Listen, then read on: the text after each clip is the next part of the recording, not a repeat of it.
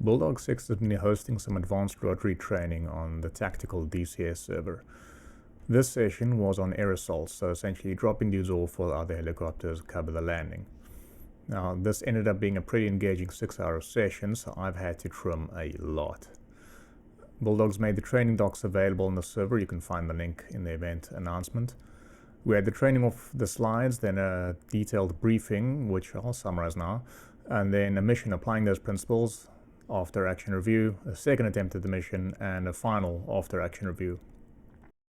Emphasis was on it being more a Mark 1 eyeball thing, with easily visible landmarks to fly there, and needing to spot surprises from an urban landscape. Once at the town, I was to push ahead, settle into a harbor and observe the landing zone and call it out, and then 2 Apaches would circle, covering the rest of the town. It wasn't a kill everything mission, but rather being a position to spot incoming threats early, communicate and suppress them before they threaten the landing zone. Bulldog's triggers and AI, and maybe his control of the bad guys, was rigged a bit differently from the standard DCS AI to simulate a more realistic environment. No SAMs or heavier vehicles, just dudes we had to take out if they were packing weapons, and possibly vehicle-borne explosives racing at the landing zone. We then had to give a warning shot, and if they didn't turn around, engage. Other vehicles, civilians and buildings were not to be engaged. We were free to take any ordnance, but for this scenario only the 30mm cannons were important. There's a lot I'm not mentioning here, but it'll become apparent quickly in the first sortie and the debrief. I'll link in the description the tactical DCS Discord. There's more training from him coming very soon. That's not locked behind a squadron or such at this point, other than you being competent in your helo. I don't plan on recording those. For that, hop on his training and join in the fun. Fireballs up. I will. Okay, I'm going to go ahead and go to 500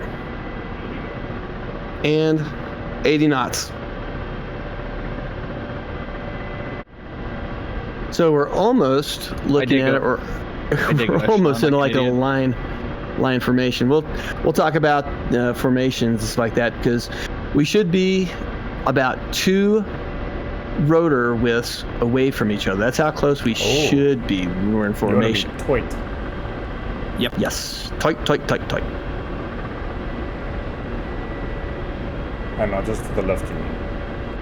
And if y'all weren't there for the class on formation flying, we have a staggered left, staggered right, echelon left, echelon right. So the staggered should be the lead, and then either left or right for the number 2, and then directly behind the lead should be the 3, and then to the left or right should be, so it should be like 2 columns.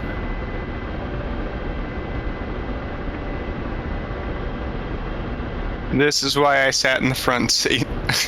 Yeah, I was an idiot and going echelon for stupid reasons. That's why we do what we do. Okay, we're coming up on the phase line.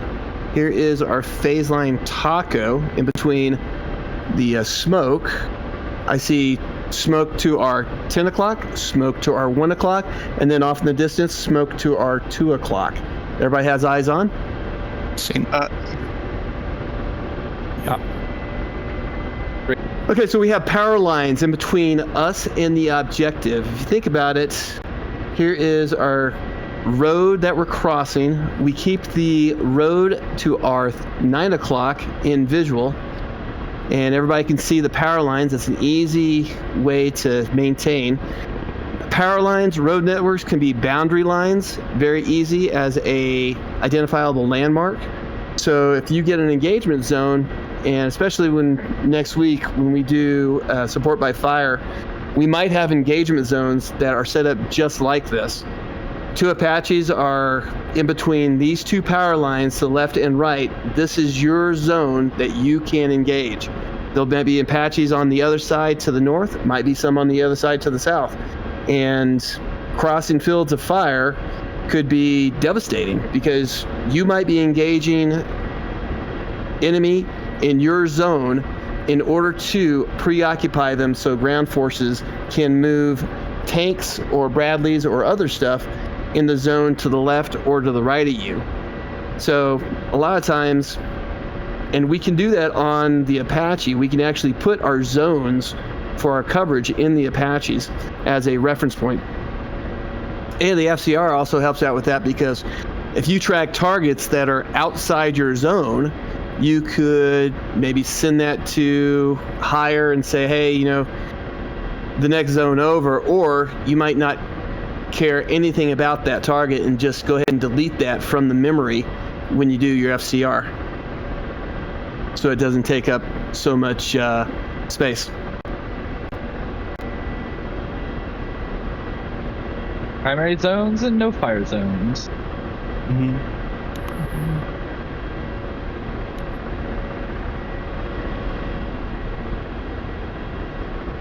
All right.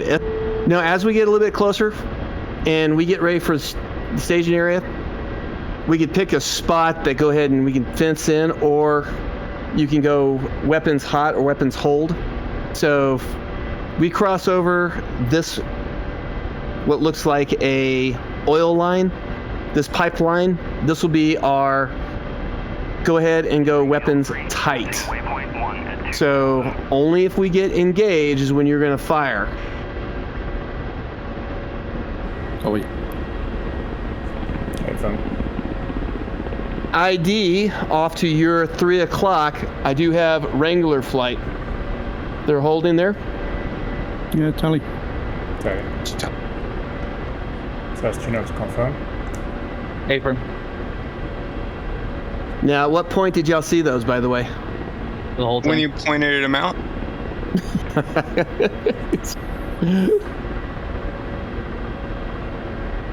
And it Saw looks them like, probably like 3 minutes back when they were at our like 1 o'clock. so if we were supporting them, is this a good distance, or should we need to be closer? Bad distance. We'll be a lot closer. We should be closer, because I don't know if those are friendly or foe, and if they're getting shot at, we can't help defend or identify any of the targets. So we just crossed over the pipeline. Let's go ahead and go into a support formation. So 3, 4, go ahead and get into your position, and 6, you're pretty much, 5, you're pretty much in your position already. 3 breaking right. Just as a heads up, Zen, I'm gonna go. You can keep laser code Alpha. I'm gonna go code Bravo. Copy.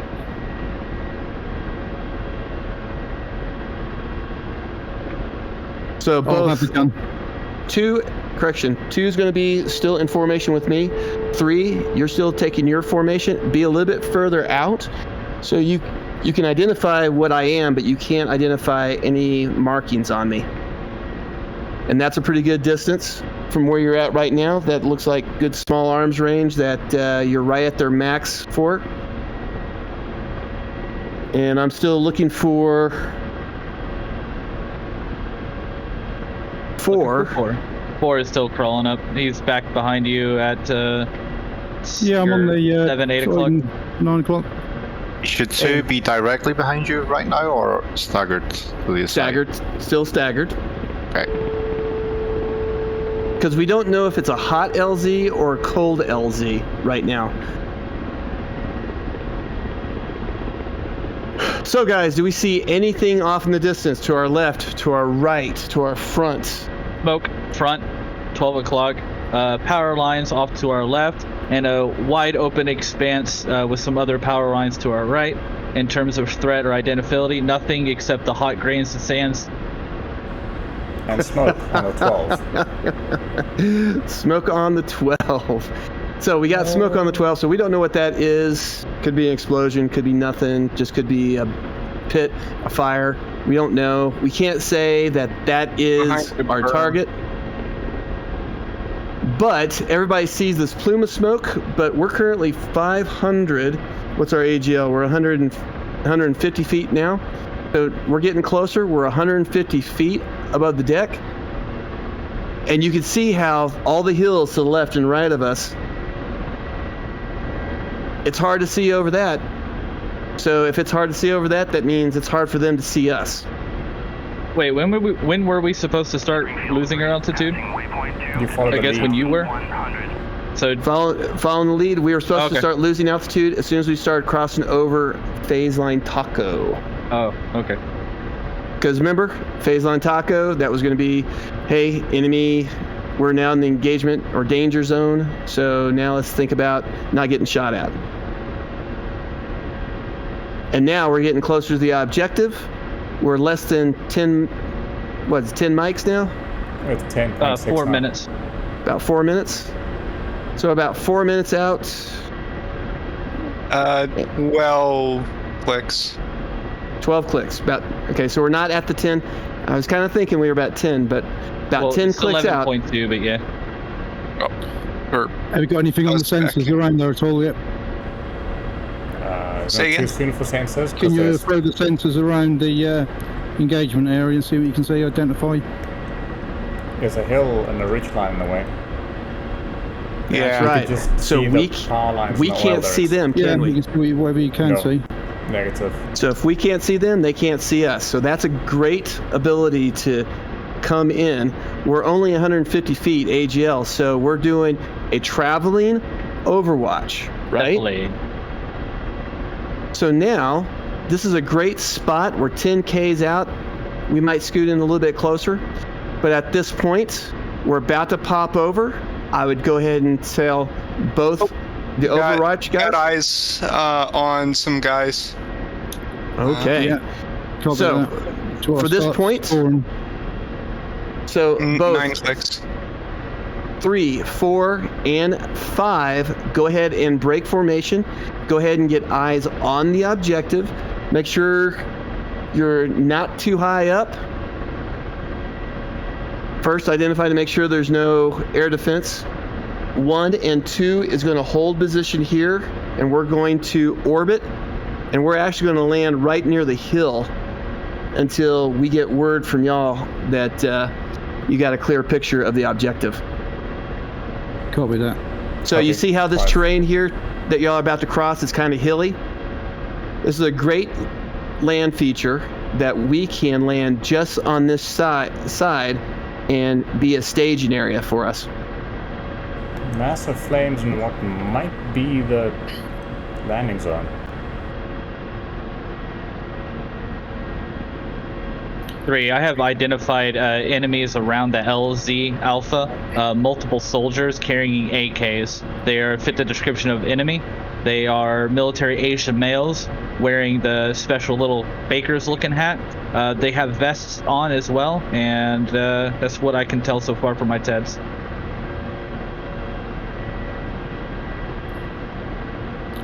Okay, we're going to stay to the southeast side, and we'll cut across, do a left-hand orbit 70 knots, initial about 300 feet. We've also got a compound, 2 compounds, a longhouse, and a lot of fire in the area as well at the LZ. So it's literally a hot LZ. Okay, so you got the LZ identified with the longhouse. A for the black smoke, that's LZ Alpha. Copy. You'll see a compound that's with a fence and a few trees. The 2 large fire, small fire. You'll also see like a guard tower kind of in the center of it as well. Yeah. I don't know if that's manned. I can't tell. Yeah. Okay, One you've would just assume it has to be prioritized. friendly, given that. Where do you see them? The AK soldiers? Is it on the road to the north? I'm seeing them at the perimeter of the town. A few of them. Singulars. Affirm. All right, 1 and 2 are skids down, waiting for the go signal. I see both of y'all. I see danger. I see you kind of going to the west there. Yeah, snow out to the west. Just doing a figure of 8 racetrack. Okay. Now, always remember, what was the plan? What did we say? We said Oh, you are left-hand orbit, didn't you? yes, but we said let the To the shark southeast. let the shark get close, take a quick look, let him position back, but the Apaches maintain east and southeast of the objective. Yep, I'm southeast of the objective area.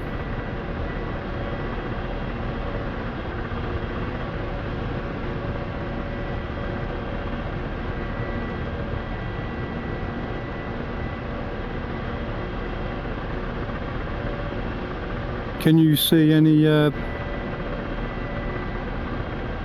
heavy skinned vehicles at all, or any vehicles? Only civilian cars was all I was able to make out. Yeah, Okay, I know yeah, some Chinooks. just keep an due eye on north the of the civilian vehicles. compound. Friendly Chinooks approaching from the south, low level.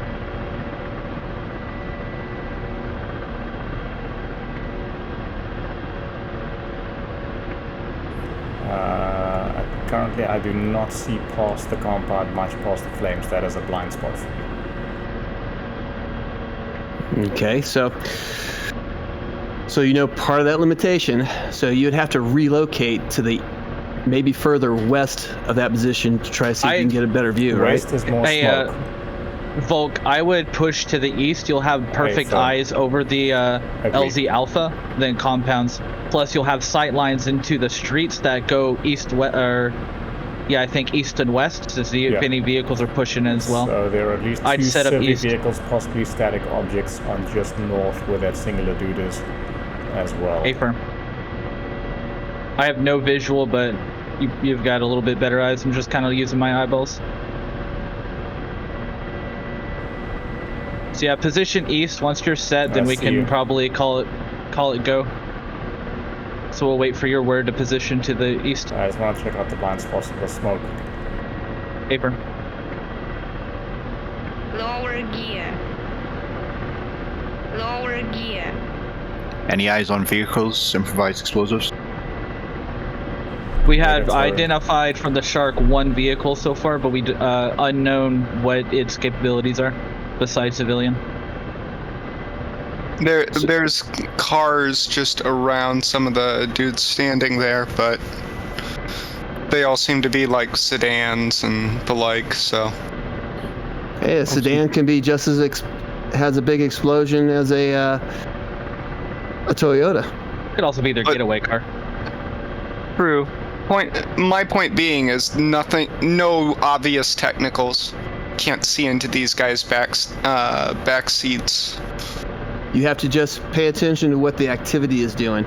So all three of y'all have been on this side, but we haven't really cleared the objective. We haven't verified all the stuff around the objective. So we know the limitations of the Ka-50. So you have less limitations on the Apaches. So what's happening to the north? Do you know if there's any convoys or any activities? North Maybe- has been clear. North has been clear. Are you sure on the north side of the buildings? Those been clear too? Of the LZ or the overall town? The overall town. The objective is not just the only thing. Yeah, so the north edge of the objective, it's been pretty clear. I haven't seen anything. George hasn't seen anything. FCR hasn't seen anything. So it's- west side Apache. The smoke is still, I'm still on the west side in terms of if there's something in the blind spot, please get eyes on it.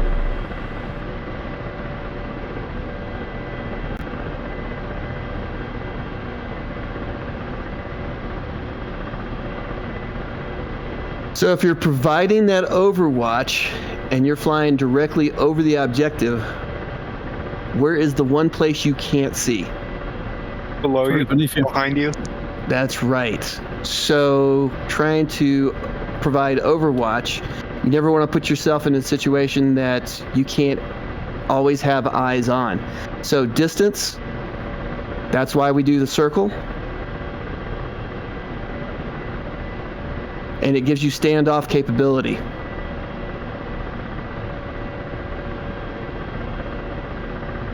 So let's just simulate that, yes, there's no other stuff there. So both Apaches, go ahead and do a counterclockwise about, call it right where you see, use the roads as a boundary. You can utilize your present position and you see the objective, and you can do a nice circle at that distance. That's great for you because you have the capability with your range weapons to engage with the 30 mic. Hey, let's see, hold on. Volk, I've got some infantry guys more from the objective a little centered in. So if you see the green trees towards the center of the town, like from LZ Alpha. Yeah, so from LZ Alpha, if you push your eyes up into the town a little bit more, the first set of green trees you should see, there's a group of infantry in that area. So they're more into the town itself. I see a singular dude standing next to what looks like a full station. I'm not at the altitude to see past the buildings.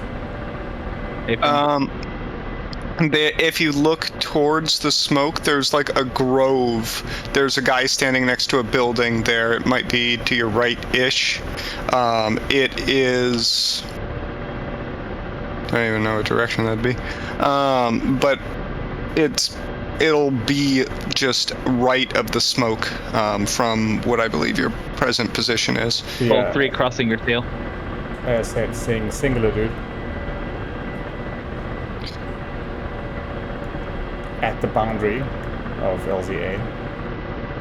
So, y'all So still do you haven't see the water cleared- tower? Y'all still So- haven't cleared the objective. Big Smoke, do you see that water tower? So Big Smoke, look left, water tower. Left of the okay, multiple water towers, sure. Should be the one left of the black smoke. immediately close, because there's one on the far side of the Immediately town. close, A-firm. Yeah, immediate close. There's 2, it's gonna be the right one, from your perspective. Left of the smoke, water tower. That looks Call like contact far when side seen. of town. There are multiple water towers, so Right hand. right hand of the smoke or right hand tower? Right, From the left of the right smoke. tower. Yep, the right tower. If you have got 2 of them, it's the rightmost tower. So that's on the northwest side of the town, correct? North side of the town. South. Southeast. Southeast. Are we talking from looking north up? Are we talking left or right of the smoke? Alright, let's restart. Black smoke, call contact when seen, the largest one. Affirm. Tally. Call. From that smoke, look left until you encounter the first water tower. Call contact. Call contact on tower at northern side of village. Am I So- thinking? So, stop what y'all doing. I want you to go ahead and, for the Apaches, I want you to go ahead and fly on the north side of the village. Go ahead. Happy to and go ahead. are inbound. What a I want you to do it clockwise. Your present position is good distance away from the center objective. You'll see the Chinooks flying in, but I want you to clear that north side because you don't know what's on that north side. All we have done is just cleared the south side of the objective. We saw that. We know there's people on the south side, but we don't know what's on. We don't know the unknown. So. Back us off. I think we're a little close to the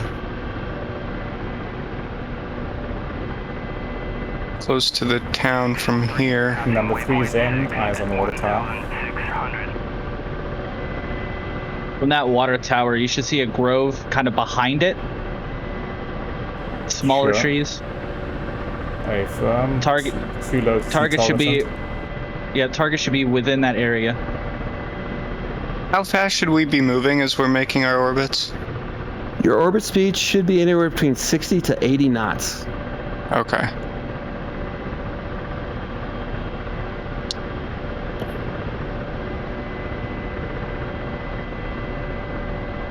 And for 5, you're in a great capability right now that you're overwatching the air assault happen, correct?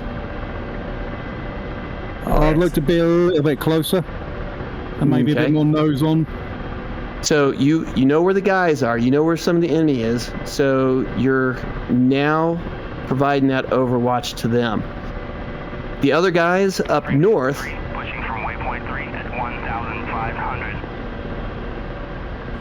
Wow, these Chinooks are moving in interesting ways. Yeah, 4 is now directly to the north of the LZ. Just on the edge of the city limit. Springfield 3, passing waypoint 4 at 1,000. Okay, do y'all see any activities? Negative. This is clear. It's clear? Yeah. Passing waypoint 5 Okay. at 1,600. So the Chinooks just flew over. Passing waypoint 5. They don't know what's happening. They haven't got the clear yet, but they've come in close. So now they're going to start to remaneuver and come in for a landing, thought maybe they just drop did off land. troops. Springfield 3, pushing from waypoint 3 I at saw the Chinooks just 1,600. basically touch and go. That Springfield is 3, passing awesome. waypoint 4 at 1,600. Springfield 3, passing waypoint 5 at 1,600. Okay, so with that all being the case, Springfield 3, everything Spotter on an is AK in. dude, definitely fire on. 1,600. Springfield 3, Take shots pushing from up. waypoint 4 at 1,600. Take shots.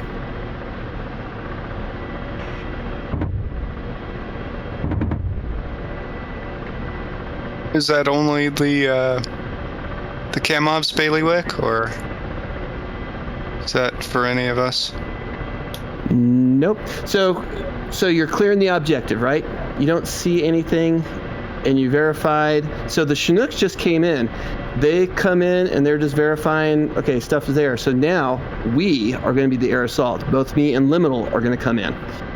So We're You really cle- close. yes, y'all are. But As am y'all I. saw how y'all are trying to provide the overwatch. You got to be able to provide overwatch from a distance. If you're over the target, you don't know what's happening. I mean, even from what I see, I think I see people moving in the center of town. I mean, I don't know, but yeah, I don't know I mean, what's we're there. we're zipping by it so fast. I like it's already to my 3 o'clock by the time I try and get on. Mm-hmm. There's no activity in the center of the town. Okay. The only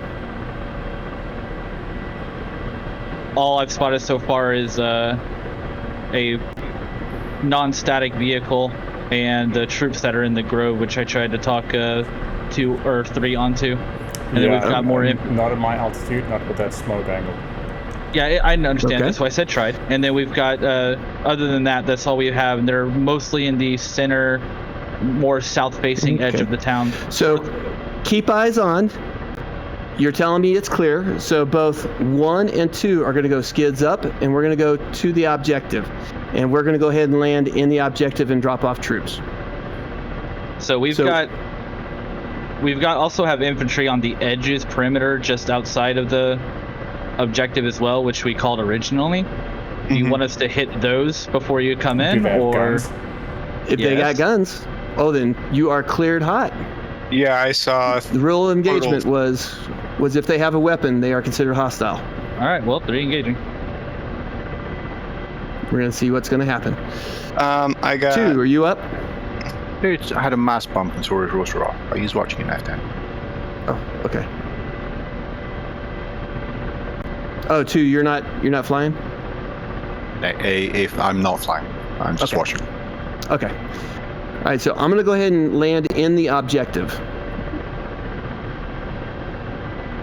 Now, mind you, how high for both 3, 2, and 1, how high are y'all over the LZ?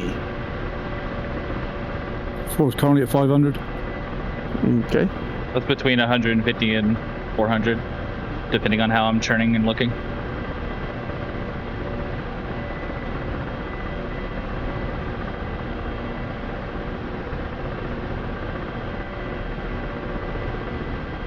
Okay, so I see 3 in position. Now, you're definitely within small arms range, so always remember that.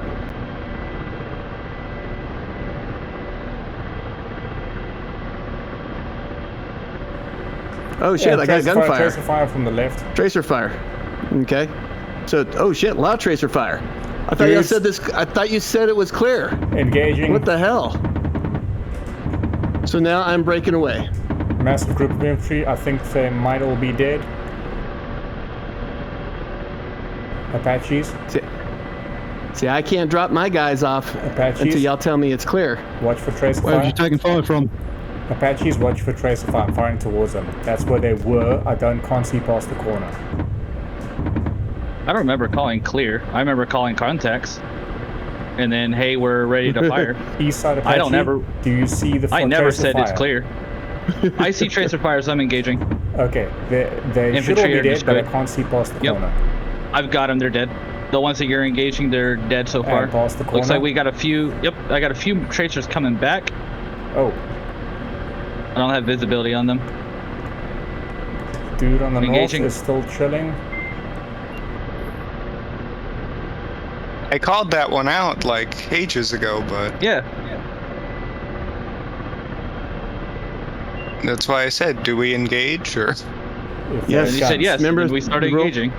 The rules of engagement is they have a weapon, they are considered hostile. Do y'all see any more? Yes, still engaging. Is it too hot for that?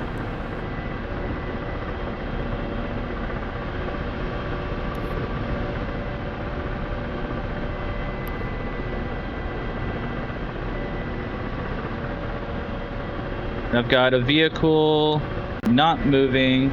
It looks like to be a box truck of sorts.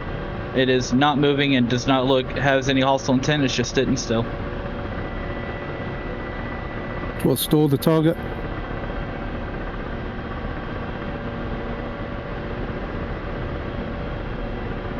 I mean, we keep orbiting, so I can't. I'm not able to. Orbit slower, Okay, you got your or anchor pick position your, all pick your set to sights. my line of sight. Stand by.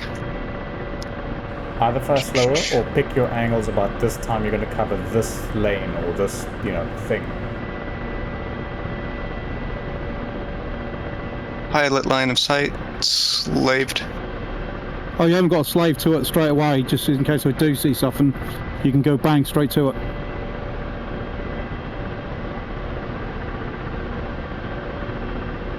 So if a vehicle were to move to fire warning shots, it'll already be on top of you.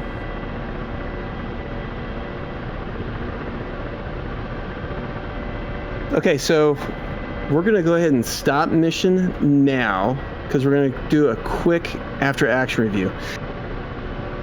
Because I don't want to reinforce bad stuff. Because it's about leading up to the air assault and setting up the stage for the air assault to happen. So we're going to go ahead and exit out. We're going to redo this one again, and we're going to be a little bit closer and do it a little bit quicker. But I want to go ahead and show y'all why things work like they did and why y'all did not see things and why you have to take the time to get into a good position and gather all the intel for it to happen. Groovy. So we're going to go ahead and stop mission right now. Okay. All right. So let's do a quick lesson learned after action review. One thing is distance and formations and why part of the pre-brief, think about it. If we brief it, let's try it and let's do it. So the first thing was we're going to fly line formation or a column formation out. And then once we get outside the airport environment, then we're going to form up. And the form up was going to be over near Taco of the type of formation. So I said staggered. And then once we cross over into bad guy land, then I said we were going to go ahead and go to an overwatch, a traveling overwatch formation. So when we took off and we did our flight and everything, you see how close liminal is. Distance liminal, I mean, he's really, really close compared to both 3, 4, and 5.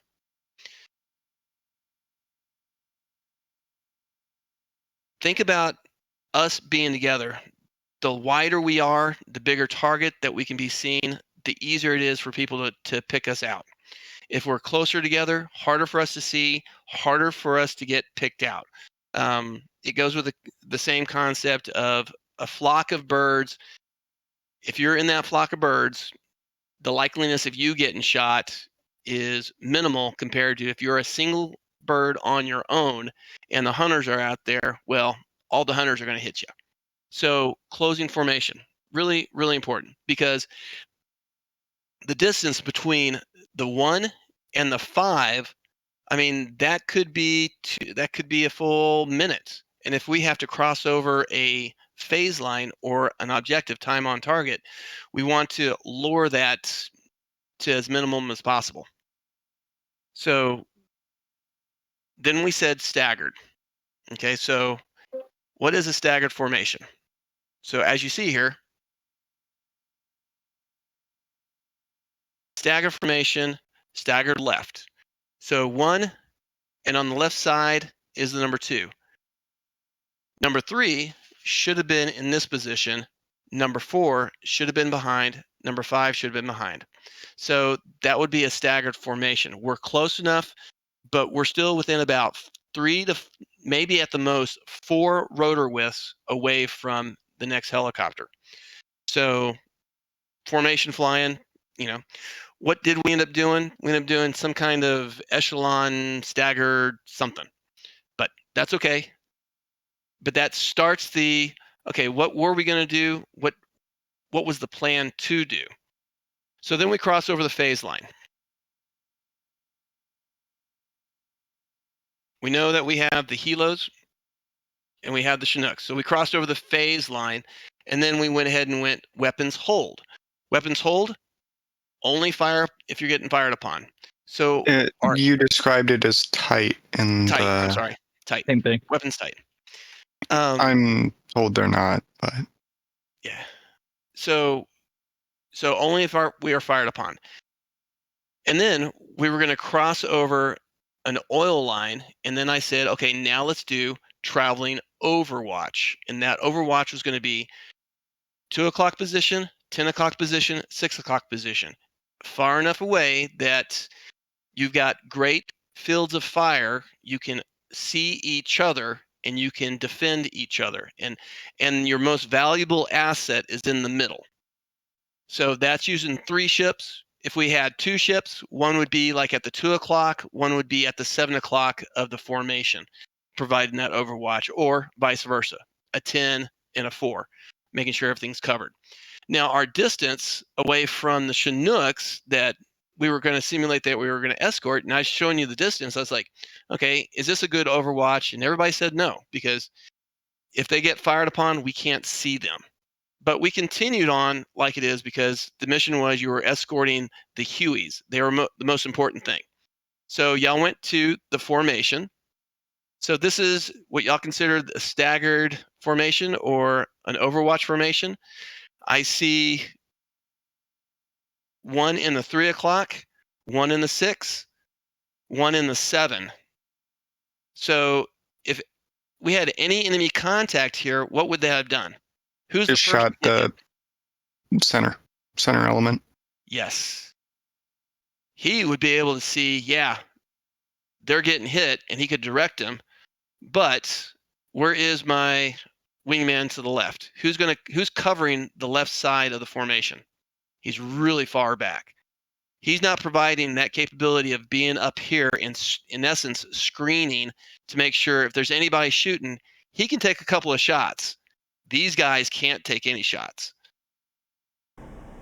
Just to confirm, just the distance, I was further than 300 out, right? I was probably like 500-600 at least.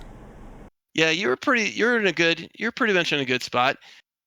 This is actually, I would say this is really a good if we're in open terrain and stuff, because you have a lot of visibility. If we were near trees and near the forest, I would have tightened up that formation to be the same as the number 5, because that's less area you have to scan constantly. Okay, because I was not 300, like the slides. Yeah. So remember, MET-T, mission and terrain. So the terrain kind of dictates, hey, I've got better visibility. I can spread out a little bit more. The visibility is more crappy. I need to close in. So as we were flying, and then we got to a point that the terrain allowed us to utilize cover. We were flying at 150 feet. Once we started to see our objective, then it was like, okay, utilize the terrain, let the units that have the support, let them go ahead and provide overwatch and go forward, clear the objective, identify everything on the objective. So we stayed stationary while all three of y'all went ahead and pushed forward. Now, what was the goal? What was the original intent? At landing. No, original intent for y'all. Scout. What was the scout? Okay, to clear the objective, identify everything on the objective. Your rules of engagement were: if they've got a gun, they're free. They're free. That was never communicated. I thought we were still on You came in weapons. late. It you was came in late. communicated earlier. Yes. Okay. No problem with that. But the most important thing is you're clearing the objective, or you're identifying everything on the objective, because you are the eyes and you are creating the picture for everybody to know what's going on. So, is it good to be close? Is it good to be far? Is it good to be high? Is it good to be low? We were in a mount environment, but not necessarily dead in the center of a town. So you have a lot of maneuverability. You could stay far away and see, okay, my initial view of the objective is I see burning.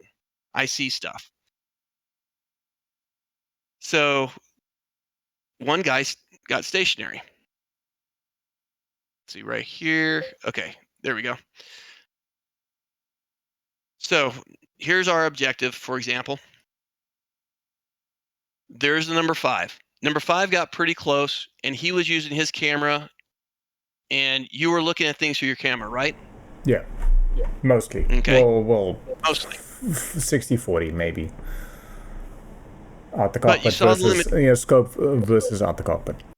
Just out the cockpit for visual references, and then you could direct your camera. Yeah. So what was one of the bad things about doing something like that is your field of view is about right here. You don't know anything happening all around the town. You don't have that visibility. So initial. Yes. So initial. You're providing that scout, you're providing that overwatch to make sure that it is good for your most precious cargo to land, or make that decision. This is not good. We need to soften it up. Or this is not good. We can't land here. So if you only look at it from one aspect, you have no idea what's happening on the other side. The initial scout, the only dude I saw was I want to say the petrol tenant. There was a guy just north, unarmed, standing near some vehicles, very close to the landing area. And then there was someone a little more northeast that was, obviously kneeling, had a AK, I shot at. Yes. But I'm saying from my angle, I didn't see Jack. And that water tower that Zen called, it was there. It was just completely lost in the clutter from my angle. So what would you have done But differently? even when I spotted it, the grove was really hard to see. Maybe be 2 Ks out. It would take the rounds a little more time in flight to get there. The smoke was the biggest barrier, I think, which is why I was trying to call out to the east guys, like, look, I can't see past this thing to the west. That's a complete blind spot for me, unless I go to the deck, but then I'm literally only covering a couple of 100 meters around the landing area, and that's it. Okay. I did now and then peek out the cockpit to the left and right in terms of, east-west, where the vehicles coming from outside the town, but yeah, it looked clear. So I want to take that and I want you to compartmentalize that into one box. You only had that box that you put yourself in, and that was it. You have so much more area. So you identify. You didn't even have to put a round in on target. You saw the enemy. You could have decided, hey, I don't need to shoot it. I know where he's at. I know that I counted like maybe 3 or 4. What does the east side of the objective, what does this town look like on the east side? What does the town look like on the north side? Is there an armored convoy that we got no intel? By only boxing yourself into this area, you limited your intelligence on what could affect the battlefield. So easily been saying, if you were by yourself and you were supporting the convoy coming in or an air assault element coming in, providing an overwatch means 360 degrees. When you clear an area, it's 360 degrees because you don't know what's on the other side. So hold that thought. You were stationary. You put, and I wasn't going to say it's wrong because it's not wrong. You have 2 other aircraft that can provide the other overwatching or other intelligence gathering capability to engage any targets or to identify any threats. You have an eyes on the objective. I didn't think anything was wrong with that. You were stationary. You have eyes on. I'm going to be right here in case it changes. The other aircraft, the 2 Apaches, what was y'all's role and responsibility? Sorry, let me just backtrack half a second. Huh? So the one difference between me and Apache is I had to be a little low down if I still wanted visuals at the cockpit on the landing zone, okay, rather than scopes only, because, you know, the frontal aspect and that. So I don't have a pin vis, you know, with ×1 zoom. So I don't want to be, like you said, over the area and trying to do chain gun down. You know, I want to be slightly further out. So I was lower, you know, not able to see past a lot of the buildings, but then again, I'd have to be a shitload higher to see over the buildings. Yeah, sorry, continue. Yeah, so from the Apache side of it, correct me if I'm wrong, but I thought you briefed us, you want us initial just to stay to the southeast and orbit purely on the southeast, which... So the initial briefing was he needed to get closer to see everything in the objective because he's got limited camera capability. So I was wanting him to get kind of a mark his eyeballs outside the cockpit to kind of see things. Back off and get to a kind of a stationary position so he's got a clear field of view. And then once he's ready, cool.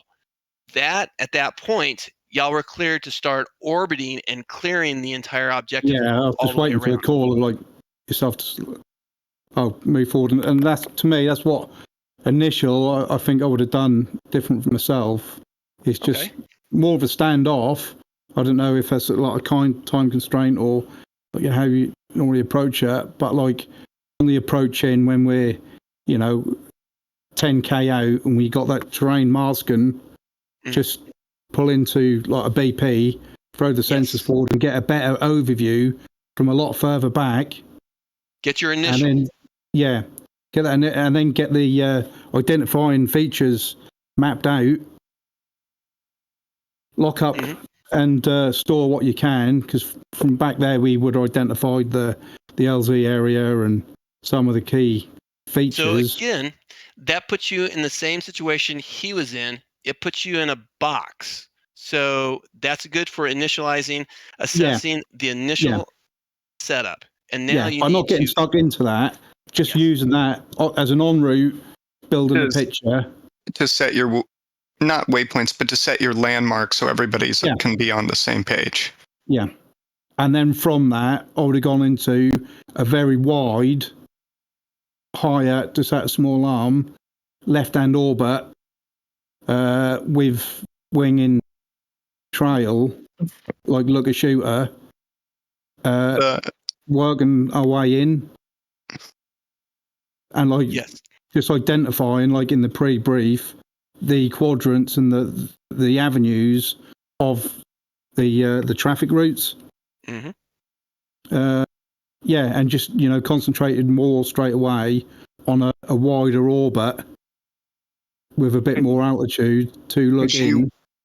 So you were going over like the edge of the town.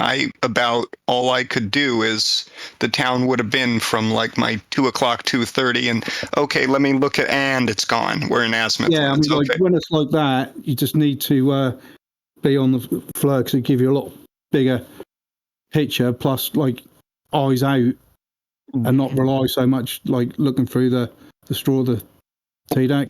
Exactly. So I want you to kind of think about. Should I not be using the optics from the front seat, or? Not to me, not so much like when you're overhead, and we was in that close. If we'd have been stood off and like an initial BP further back and got a better overview and picture, by the time we moved forward quickly, we was then on top of it. We'd lost that opportunity. So yeah, you have obviously between ourselves and coordination, but split the time between looking out and looking down. Not knowing Laurenuk's viewpoint, but I mean, if it was then a case of you going closer in and too fast for that situation to look down a street, as you cross it, you'd still ideally have the time to, as he's looking out, to go slave to that location. What is that? And be able to ID it more or less before you clear the road. So I don't know what the. I mean, I'm no pilot. My eyes are way too bad for that. So even still, like trying to use it, just standing off to some degree and leveraging the technological advantages, I thought sort of what the game plan was for the Apache, rather than be that close. Because we were going in over like the edge of the town, like here's the municipal border, and we are flying over that. I'm like, why are we this close? So that's a good question. And one of the things is that is what you would do, because remember, your optics get you the initial intelligence of the situation, and you might position east, west to get another clear picture. But since in a mountain environment, in this, just like he says, well, what do you do when it's a mountainous, not mountainous, buildings and stuff? Well, your flare system doesn't work. Your optics don't work. You have to get in close. You have to be within that small arms range. That's why you're looking at 500 feet is a great altitude, because it's hard to hit us with small arms fire. And you get close to that perimeter. You start circling it, and you start looking down those streets. You look around the backside of that building, and you're clearing it. Both your guys have your eyes are out. The backseater in the Apache, he's looking at the town, but he's also looking away from the town, make sure there's nothing coming in. The gunner is looking right, left. He is looking straight down. He is looking, hey, I see a tree. It looks like a vehicle there. And you're talking it. Hey, you don't have optics on it, but if you see something like, hey, I think I see, there's something there.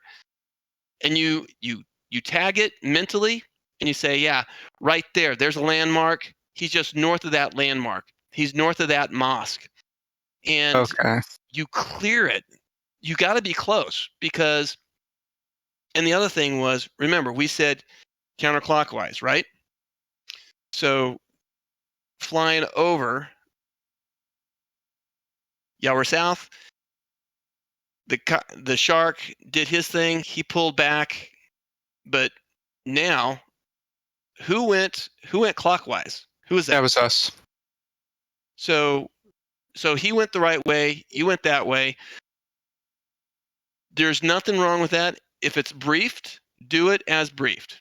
Is this a wrong technique? No, it's not. That must have been a poor communication on my part, because I hate flying clockwise orbits, and I wouldn't have done it unless before you told me to do it. So apologies on that. That's okay. But this is only a technique as far as doing this type of orbit, clearing an objective this way, because you can do that, but you have to deconflict. Hey, I'm doing 400 and below, you're doing 500 and above. That's perfectly okay. The good thing about it is you can see if there's anybody firing behind him. You can see that and engage. The only bad thing is, if we have an engagement down here, where are you at? You're on the opposite side, and it takes you a while to engage.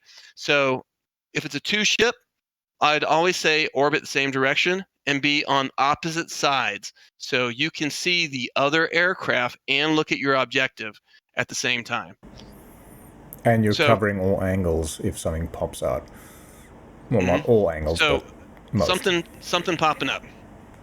So we had all the Kiowas, they just stopped and they took off. So on this mission... Those were early, right? Because until you mentioned, hey, the Chinooks are in, I'm like, what? I didn't have eyes on them. I was scoping out stuff. And So- they did look like they landed, some of them. Mhm. Now, one of the things is I saw a big old explosion right there on the LZ, and I think the facility had a premature explosion prior to us getting there. That's why they didn't have some other stuff there. But I said, okay, do y'all see anything? There's nothing to the north. There's nobody in the town. And About at this point, I like saw the one guy standing. I want to say it was like next to a like a petrol bowser next to it, like a gas station pump. Unarmed dude, just north of the. He had an AK. Oh, okay, Mhm. different dude. And I think you said, hey, can we engage? And I said yes. At that point, we were doing a 90 knot orbit. It's like, okay, I can't. At the 3 o'clock, azimuth limit, azimuth limit, azimuth limit, azimuth. Yeah. And that's why I'm like, should we be this close as opposed to doing like maybe a 1.5 kilometer from the edge of town? It's a slower orbit, and we can slice the pie I think that's a little also bit an better. SRS limit of the training that we're doing all in Discord, whereas if it was SRS, you could quickly communicate to Danger and say, hey, please get me nose on. This is happening. Yeah. Yeah. Yeah, as a front seater, you're just telling me what you want. Okay. So with that being close, you don't have to necessarily remember the first sign of a bad guy. You don't have to kill him. Mm-hmm. You can just say, I know where the bad guys are. This is. I stored 3 target points for them, so.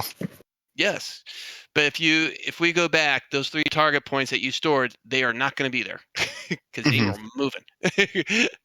Well, the guy in the grove, the guy next to one of the buildings, and then the guy by the gas tank, they were there when I looked and could actually have like line of sight to see them, Right. And none of them moved. They stood there the whole time. Can I bring up a point? Yes. So and this is kind of like what's been baked into me. And when lead tells me weapons tight, weapons hold, weapons yellow, amber, whatever you want to call it, right? So when I'm told that is my current until things condition. Yeah, but those guys were shooting at Hueys. Right, that's when we started engaging, because now we're in the defensive friendlies. However, my point is, at the start, when our ROE is they have weapons we can shoot, but I'm told by my lead at a certain position we are weapons tight. So that's what I'm doing. That never changed. Yeah, and again, my point is, when you said, "Oh, you should shoot them," and I'm like, "No, I shouldn't," because you, the lead, never told me I was free to fire. So part of the brief, that's a good thing of part of the pre-briefing. That's something maybe I should have re-emphasized, that once we crossed over a phase line and we went weapons tight, it was only if we were being engaged upon, we'll return fire. But now, once we get to the objective, the rules of engagements would be weapons free if they have weapons, or if they're firing, or if they're firing at friendly or taking out friendly. So you do a great point with that, and that is a clarification that's part of putting this together. We did have a scenario earlier when I was asking about the kneeling AK dude that I took out. I don't know if that partially clarified it. The main thing is just the fact, like, to not hammer that point home too much, but just if the briefing says one thing and our lead says the other, what do we listen to? You always listen to what the lead says, because the situation will change. Remember, first contact. The plan is great until first contact, and then you have to constantly improvise and adjust the mission. You can remind your lead if something's clearly being missed, but I just figure I'm the stupid one and I shouldn't ask questions because, like, No, that's a real good point, because you even corrected me and I didn't realize I said it when I said weapons hold, or I said weapons tight. That's why I say it's in my head. It's the same shit. It's weapons hold. As I understand it, you don't weapons amber. Condition 3, whatever. But that's There's- all there's- SOPs. Yeah, there's like 5 different ways to say it, and it depends on who you're talking to and what they're briefed and trained on. Like he was saying, SOPs. So, but yeah, and again, the way I've been trained is when I've been given a command by the lead, I follow it until it changes, or there's a very can't think of the word, or there's a very dire reason to do something. For example, Hueys came in, they got shot at. That is a dire reason in defensive friendlies to retaliate. Yes. But while we were scouting and observing, in my head, I'm like, I can't shoot these guys. They're not shooting me. They're just chilling. So, and I'm weapons tight. That is the condition that I've been set in by my lead at a certain point in the flight. So you were not wrong. You were correct based off the information that you had. Mhm. So there's nothing wrong with that. You were right. Yeah. The clarification should have been made, and part of a good briefing would be at this phase line, we're at this weapon status. When we get to this phase line or this objective, we're at this weapon status, and you are okay to do X, Y, and Z. So with y'all still flying y'all's formation around the objective, y'all's distance I thought was pretty decent. Once you started doing the orbit, I thought your distance was really good. Now, was it hard for y'all to see things? No. It was for me, but I was soda straw, so. Yeah, I mean, I had George, and he was just finding everything, and I was calling it all out. But with, with 3-400, did the FCR help, by the way? Huh? Sorry, say that again. FCR, did it do anything? I'm figuring not, because they were dudes mostly. It only found the truck that was out there, that one vehicle, because it can't detect infantry. It can only detect vehicles and other things of that nature. So sizable metallic shapes, sure. And in terms of the soda straw, I mean, you do at 300-400 meters. I don't know if you were that much from the outskirts at the time, but can you ID a dude as having an AK at 300-400 meters in DCS? Yes, but it's the idea of like, oh, we have to clear the whole town. I got to check that street. I got to check that building. There was a lot to check when you're going 90 knots, and I have about 2 seconds per block to like eyeball. So that comes to, sorry. I was going to say, so again, going back to Met T, maybe, hey, this is too fast. I need to slow. Okay, can you slow down? Maybe let's just do 30 knots. Let's just do a slow cruise around so I can look down these streets a little bit easier. Well, that, if you recall, that's about when I said how fast should we be orbiting, and you said 60 to 80. We dropped down to 80, and it's just like this is. That's a little better, but like speed is life though. Well, there's no way. Like the slowest all orbit is like 60, 70 knots. Yeah. Can I interject on that? Uh-huh. So that not only is it like this is all the briefing stuff, but that particular instance comes down to crew coordination. So between the gunner and co-pilot, right? Gunner's like, hey, this is too fast. I can't catch anything, and you need to communicate that. But yeah, we're all in the same Discord. It's really hard. We're all talking on each other. It's a fucking mess. I get it. And I'm assuming Danger and Lauren Luke hasn't flown together before on the Apache. Yeah. So I'm sorry. I'm being hostile for no reason, and I don't mean to be. It just sounds like it. We're all critiquing our performance and our airframes and how to do this the best way. I was like, yeah. Like, sure. I don't know. I'd throw it in my head. I'm like, I feel like I'm being hostile. I'm so sorry. I don't mean to. But anyways, so you would talk to your pilot, be like, hey, it's too fast. And another solution, instead of being so close to the objective, with the Apache, you can back off more if you need to as well. So, and that will increase our distance with these AKs that these people have, which is like, again, like you said, 200 meters effective range. Well, the effective range of our gun is what? 2 kilometers? No, you're wrong. I mean, it's kind of rare, but it's almost there. But no, 18. It's 1.8. Yes. So it's 18, right? That's your effective engagement distance, maximum, I should say. So Yeah. between 200 and 1,800, you've got this nice gap that you can bring into where your objective is. So you can peel off further away if you need to, which in the perspective of the gunner, if he's going 80 knots around the objective at like 1,000 meters away, that's going to help a lot with your training your eyes, because the town is going to move slower relative to your aircraft versus being at 500 meters moving at 100 knots. Okay, but So again, Even that comes you down through to the both need to optics, be looking through the optics, you both need to be doing at the that same speed, at that distance then. range. Yeah, looking at the optics at that speed and that range, even at 60 knots, all you're going to look at is items flashing past you. Yeah. You're never that's going to why- see. That's why it's like you need to get as close as is comfortable. Be prepared to slave, and then store it as soon as the pilot says something. Okay, but then And if, the So, same, when I was you then telling, look at your own line of sight. You're out, your eyes out looking, and as soon that's as why you when I see was something, talking about Mark 1 eyeball during this Yeah. whole thing is in this type of environment, it's all about, I mean, you can see stuff off in the distance, but you can't really cover it. You got to get close, and you got to get right into it. You got to take that fire and try to say, oh yeah, there's a guy down there, and then back off, and then get that sniper capability of being able to attack him. But if you rely on just your sensors, then you're going to put yourself back into that box. If you can fly, flying fast over a mountain environment is great for them not hitting you, but it limits you for you being able to use your sensors and stuff to get things on them. So you have to have your head on a swivel, and you got to look to the left, you got to look to the right, you got to look down, and you're just looking, and get that information, then back off, maybe get to a better firing position to engage them.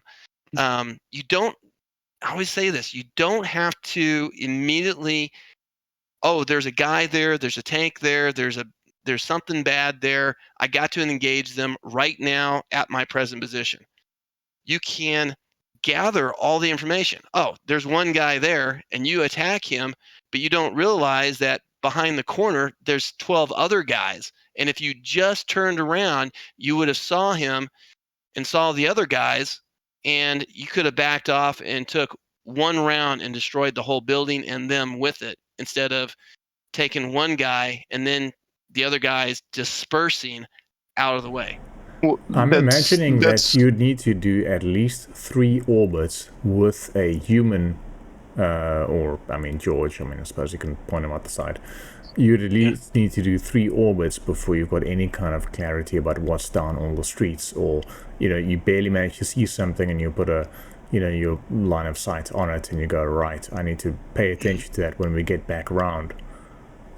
I'm imagining you need to do that a couple of times in an urban environment before you got any kind of, assuming no ground assets, dudes, snipers around, binocs, predators. That's so true. The most important thing about all this is you're protecting your vital assets, because Well, the not mission those. is They not did what they you. did. The Hueys. Yes. I'm sorry, yes. The Hueys, right. Because Or they the Hueys. just did their thing. Yeah, the Hueys are over here parked just waiting for y'all to tell us, hey, it's okay. You're not going to get killed coming in. Sort of. I have a question just Yes. about your mission here. So this mission, there was only infantry. Yes. And there was all these helicopters with the long range sensors and everything. Would your tactics for the mission change if it was only Hueys? Nope, I'd do the same tactics, because I don't know where the bad guys are. They're all inside these buildings. So just because I've got long range capability with an optic to say, yeah, hey, the area is clear, there's no bad guys, we're clear to go in. And then all of a they sudden, storm out. They storm out. I mean, that's exactly what happened right there. As soon as those guys left, look at all those people running in. And of course you're slaughtering them, but when did I know that they were coming? And they started shooting. when they started shooting at me. I'm sorry, but when did I say clear, sir? When did I say that? He did not. I called contacts. Be a little pushy over there, man. Forcing our hand. And they were, for me, if I recall, directly between the smoke columns, and it's like barely could see them. It's like, oh wait, scope in. What's that? Yeah, that's when you Well, got. that's a dude. That's a lot of dudes. That is a lot of people. But they were not there earlier. No, they were not. They only were there once the Apaches started to fly and try to clear the north. Once they started clearing the north side, over zone. yeah, that's when those guys appeared. So these guys weren't never going to appear until we attempted to get intel on what the situation on the north side of the town was. So you're saying it's the Apache's fault they didn't do the orbit of the city properly? They just did their own thing. Okay, got it. I actually do have a question on that. Yes. So, and this might have just been my understanding interpretation of the brief, but you told us when we break off to let the Apaches do a clockwise orbit to the southeast of the town and let the shark get into a position. Way. Yeah, to get into a position, right? Which I never called, to be honest. Yeah. Okay. So yeah, and then so the whole time we were like, "You got to go clear the north," and I'm like, "But I was never told to. I'm still waiting for the shark to get in position." And I'm calling contacts that I see, and then I'm also, using George and getting eyes out there, and I'm not seeing. I literally don't see anybody. The FCR doesn't. I don't with my eyes, and George doesn't with his Eye of Sauron ability. So. And when you were calling that, believe it or not, you didn't have anybody. There was nobody there, so you were cheating. It was like, yeah, there's nobody there. "Quote unquote" inside buildings, and then they came outside when we crossed around the north. So, for roleplay reasons. Zen, when I eventually found the water tower you were looking at, so there were, when you called it, there were 2 water towers to the left of the smoke in my view, literally looking north. So it's like, I have optics on 2 different towers, not optics, eyeballs on 2 different towers. Yeah. But one was literally to the north of the town. It's like, surely you couldn't mean that. The other one was so amongst clutter, it was insane, from my altitude. The grove was behind it, but I could see rooftops and tops of trees. So it's like, that's why I struggled so much with your directions. The directions were crap at all. That's the references they were in that town, in that area.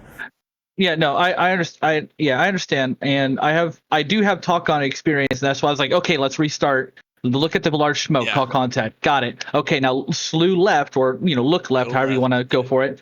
Look, find the immediate water tower you see to the left of the smoke. Call contact. Okay, behind that's the grove, right? And then when you're saying water tower in the north, I'm like, no, the south town. And then I started second guessing myself, like, am I fucked up in my compass?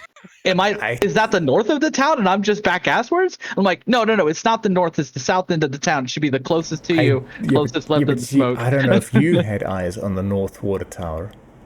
I did, but my focus on getting you talked on was narrow, and you're looking further than what I wanted. Sure. And that's where the disconnect was, and that's understandable, and that's why we keep talking it out until we both figure it out. That's what when the reset happened, be like, okay, I think he's lost somewhere. Let's go back to a known reference point. The only way I think that we could have improved that outside of a known landmark would have been going, hey, it's 200 meters, this direction. I'm not gonna lie, I have no idea how to do that with my eyes in DCS. Agreed. No, that's a good. Same. That is a great item to add with this, because a target reference point. This, just like with any other mission, we'd go into more and more depth and more and more depth. And one of the things would be, hey, we're going to put some target reference points. We have the water tower. We have the moss. Those are going to be target reference points.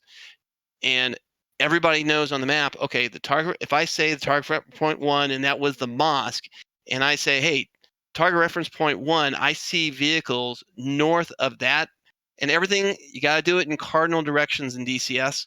In in real world, we don't necessarily do that, but in DCS, we got to do the field artillery. We got to do everything in cardinal directions. So, No,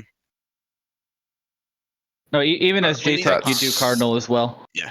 Well, I imagine you don't, JTAC, FAC-A, whatever. They do we do you cardinals as well. definitely don't adjust left right when it's a gunship overhead. Yeah. Um, So that's why you say, hey, no, just right of the tower, or you see the water tower right of the right.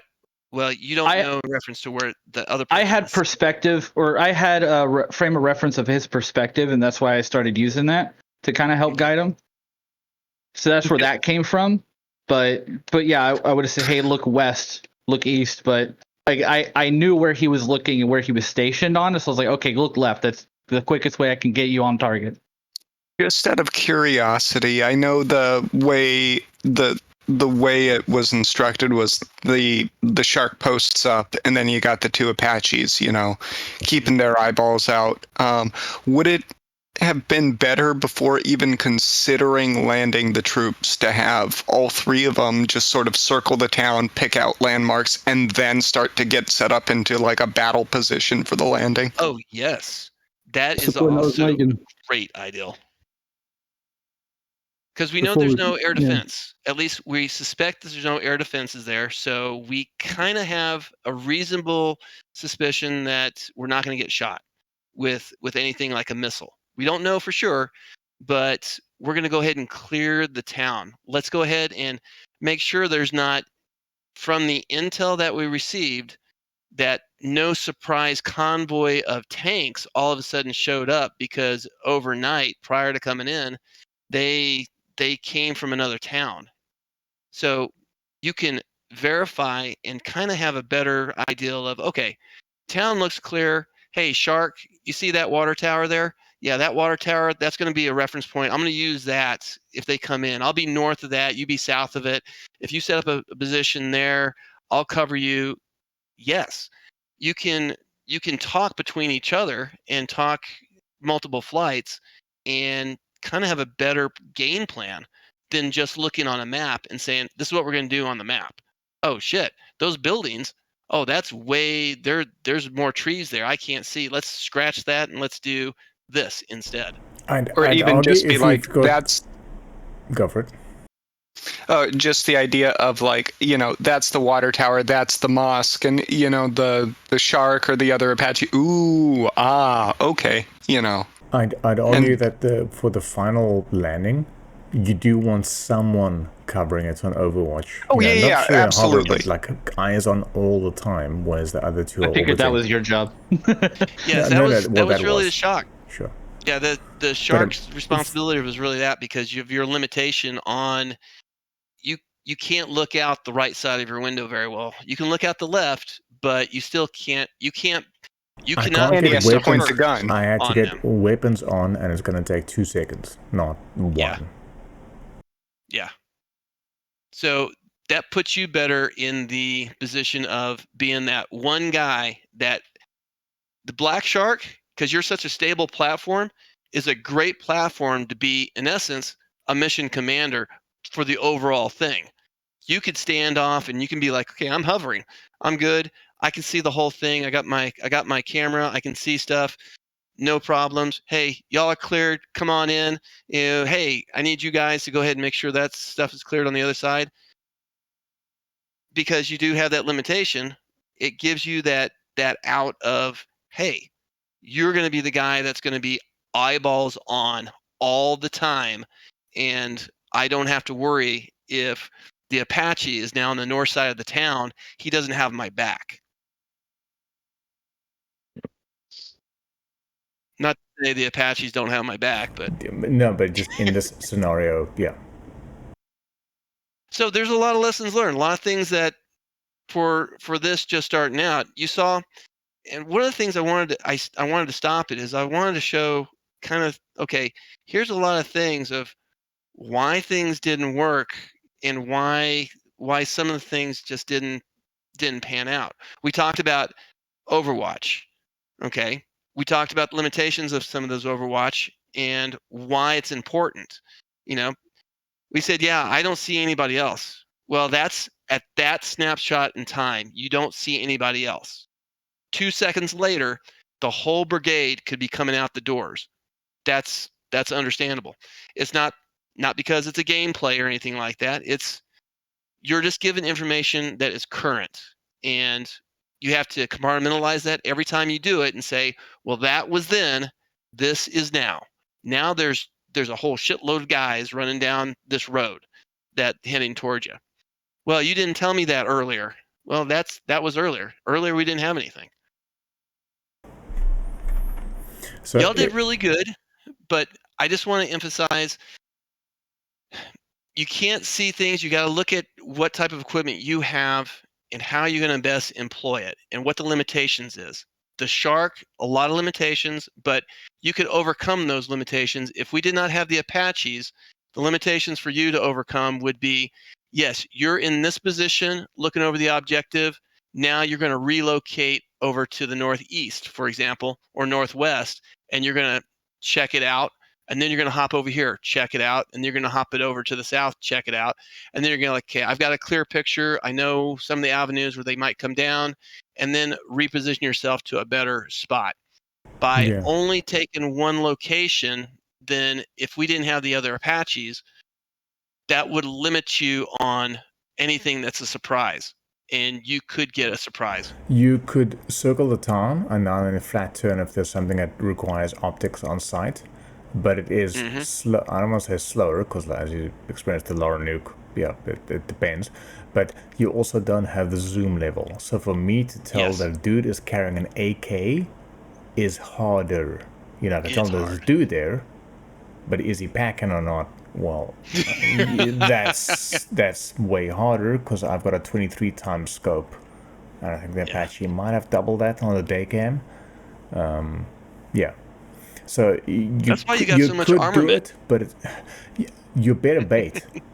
You know, AK dude hits you in the side shield window, and it's like, that's about it. Yeah. So we only did this whole session today since we only had guys. I know Liminal has done some assaults coming in and everything, but this has only been from the support or the Overwatch aspect. Does everybody kind of understand some of the things? And better yet, are there takeaways that you're going to take away from this so far for another mission? Yes, Luke, you are in fact not as stupid as you think. Ask more questions. Always ask questions. Or you are as stupid as you think and ask more questions. Both are good. So just quick. Well, so we needed to tighten up our formation and obviously just, know what staggered is versus, left echelon. I just need to get better at flying formation. Well, here, let me, I'm going to close. So do we all. I'm going to close that out. Let me go back to my my screens real quick. I know the formations, but for whatever reason, my brain said echelon left, even though it was staggered column, and I know what it is. And then I also went heads down to plug in a point or to get things set up and came back up, and I drifted hella hard right. And I was just like, oh, well, here I am. I need to come back over now. Whoops. You and me both. I absolutely suck at flying formation. But also for me, I mean, I know what 10 rotor lengths might look like, but I don't know what 300 meters looks like. It's like, I needed to actually laser lock the Hueys to go, I'm about 500-600 out. It's like, it's okay. They don't have laser warning centers. They'll be fine. I also don't trust myself enough to be that close to people. So... Okay. So there we go. So tighter formation, obviously the right formation, and smaller target profile of time that people could possibly spot us en route to target and all that. So outside that, with the hover position further out, further afield, obviously, just for the Shark, maybe be 2Ks out instead of 1K observing. The Apaches both, not perpendicular, but opposite sides of the orbit, both orbiting the town. Yes, and of course, communications of the Shark says, hey, we're clear, the Apaches go, and we do that all in sequence, ideally Yes. before the Chinook could go in and go like, what? It's happening already. Yes, so I'll tell you the reason why. I'll fix that trigger. That trigger happened because of y'all flew near when y'all were down south. Y'all actually, I got to move the trigger for the enemy activity and movement for them and the Chinooks to come in. You just barely touched that trigger, and I saw the Chinooks go in. I was like, ah, shit. So the Chinooks, the Chinooks were going in regardless, and I just got to move that trigger just a little bit further away to make sure that doesn't happen. Were the fires meant to happen at the landing zone? Well, on this one, I've got 3 scenarios for this. One is the guys that are doing the north route that decide, okay, let's take some Hueys, and we're going to go ahead and do that supported by the Apaches that are AI.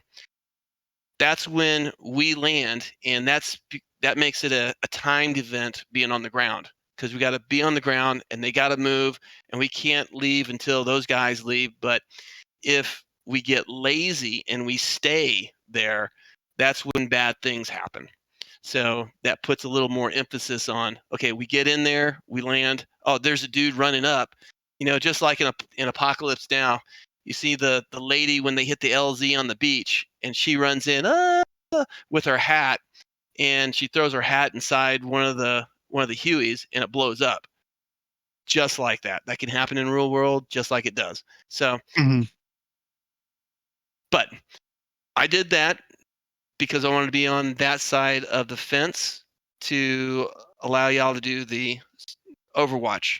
So there's so much to this. And just like the formation flying, traveling, why do we do what we do? Echelon left, echelon right, line formations, staggered left, staggered right.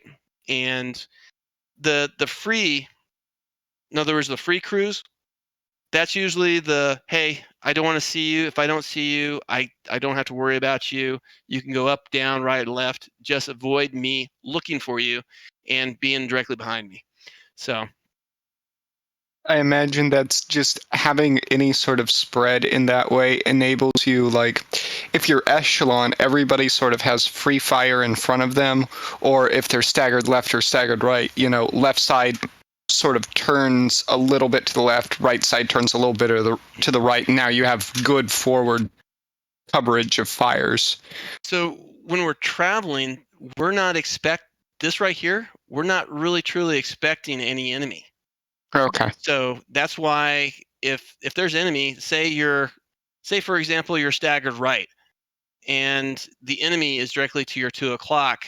Well, you got all these guys here that can put rounds on target, but you got one guy that can't. He's gonna either hit somebody or trying to break left. And if you do have a contact on this side and you say, hey, break left, well, this guy's going to break this way, this guy's going to break this way. But what if this guy doesn't hear it fast enough and this guy breaks right into him? So that's then you got a broken helicopter. A broken helicopter. Break left. Break the left helicopter. Okay. Affirm. Then wait 1 second. There we go. So that's why when we're going to do stuff like that, this could be one helicopter, or a pair of helicopters as teams. And that's when, if you have to break left, this guy's not going to run into you if you forget. If you got to break right, I mean, he can see you and he can go ahead and break right. It's less of an opportunity for a air impact between 2 aircraft. Mid-air collision.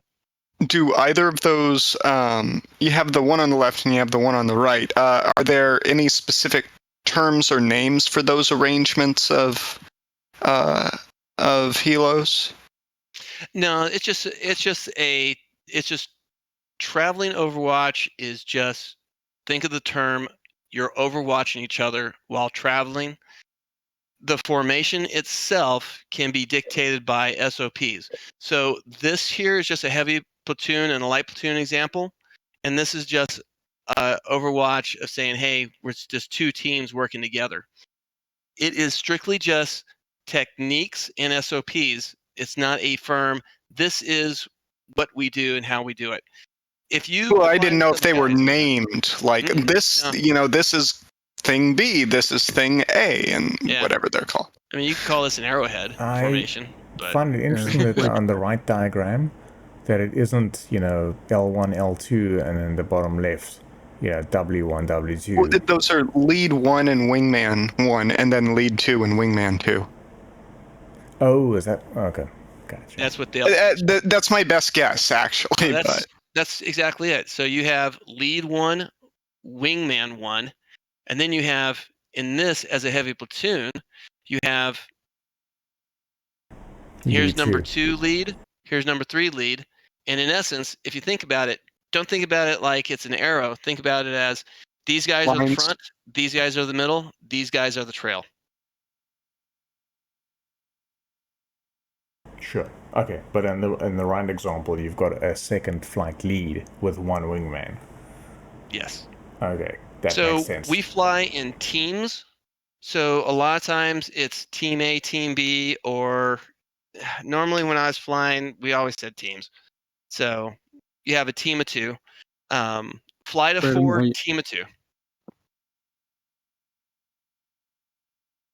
Just like a squad's squad of 4 team, or like you have the whole squad and then there's 2 fire teams or whatever. Yes, exactly.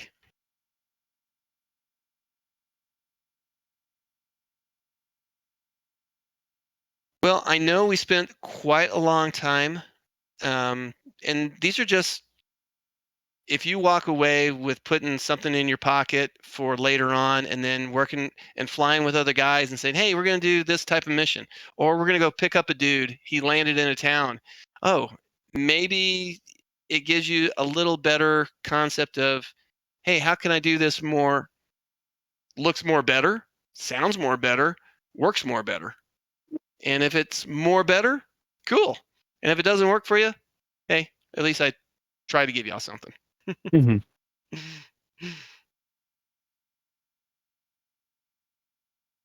Are we gonna try and take another stab at said mission, or? If we do that, all the infantry guys are going to die because I'm told that I can engage them because they're all military age males with guns. I'm going to show up to the site and they all die. Petrol station dude was unarmed, or he was wearing it along his trousers very well. I think we can assume. I don't think he was happy to see you. Even if he's unarmed, he's not going to hang around. That's entirely okay. So if y'all want to do this one more time, we will do it. We can also do it as y'all still want to do supporting, or y'all want to do the air assaults? I want to say same roles. Okay, same roles. But just with a couple of minutes break between.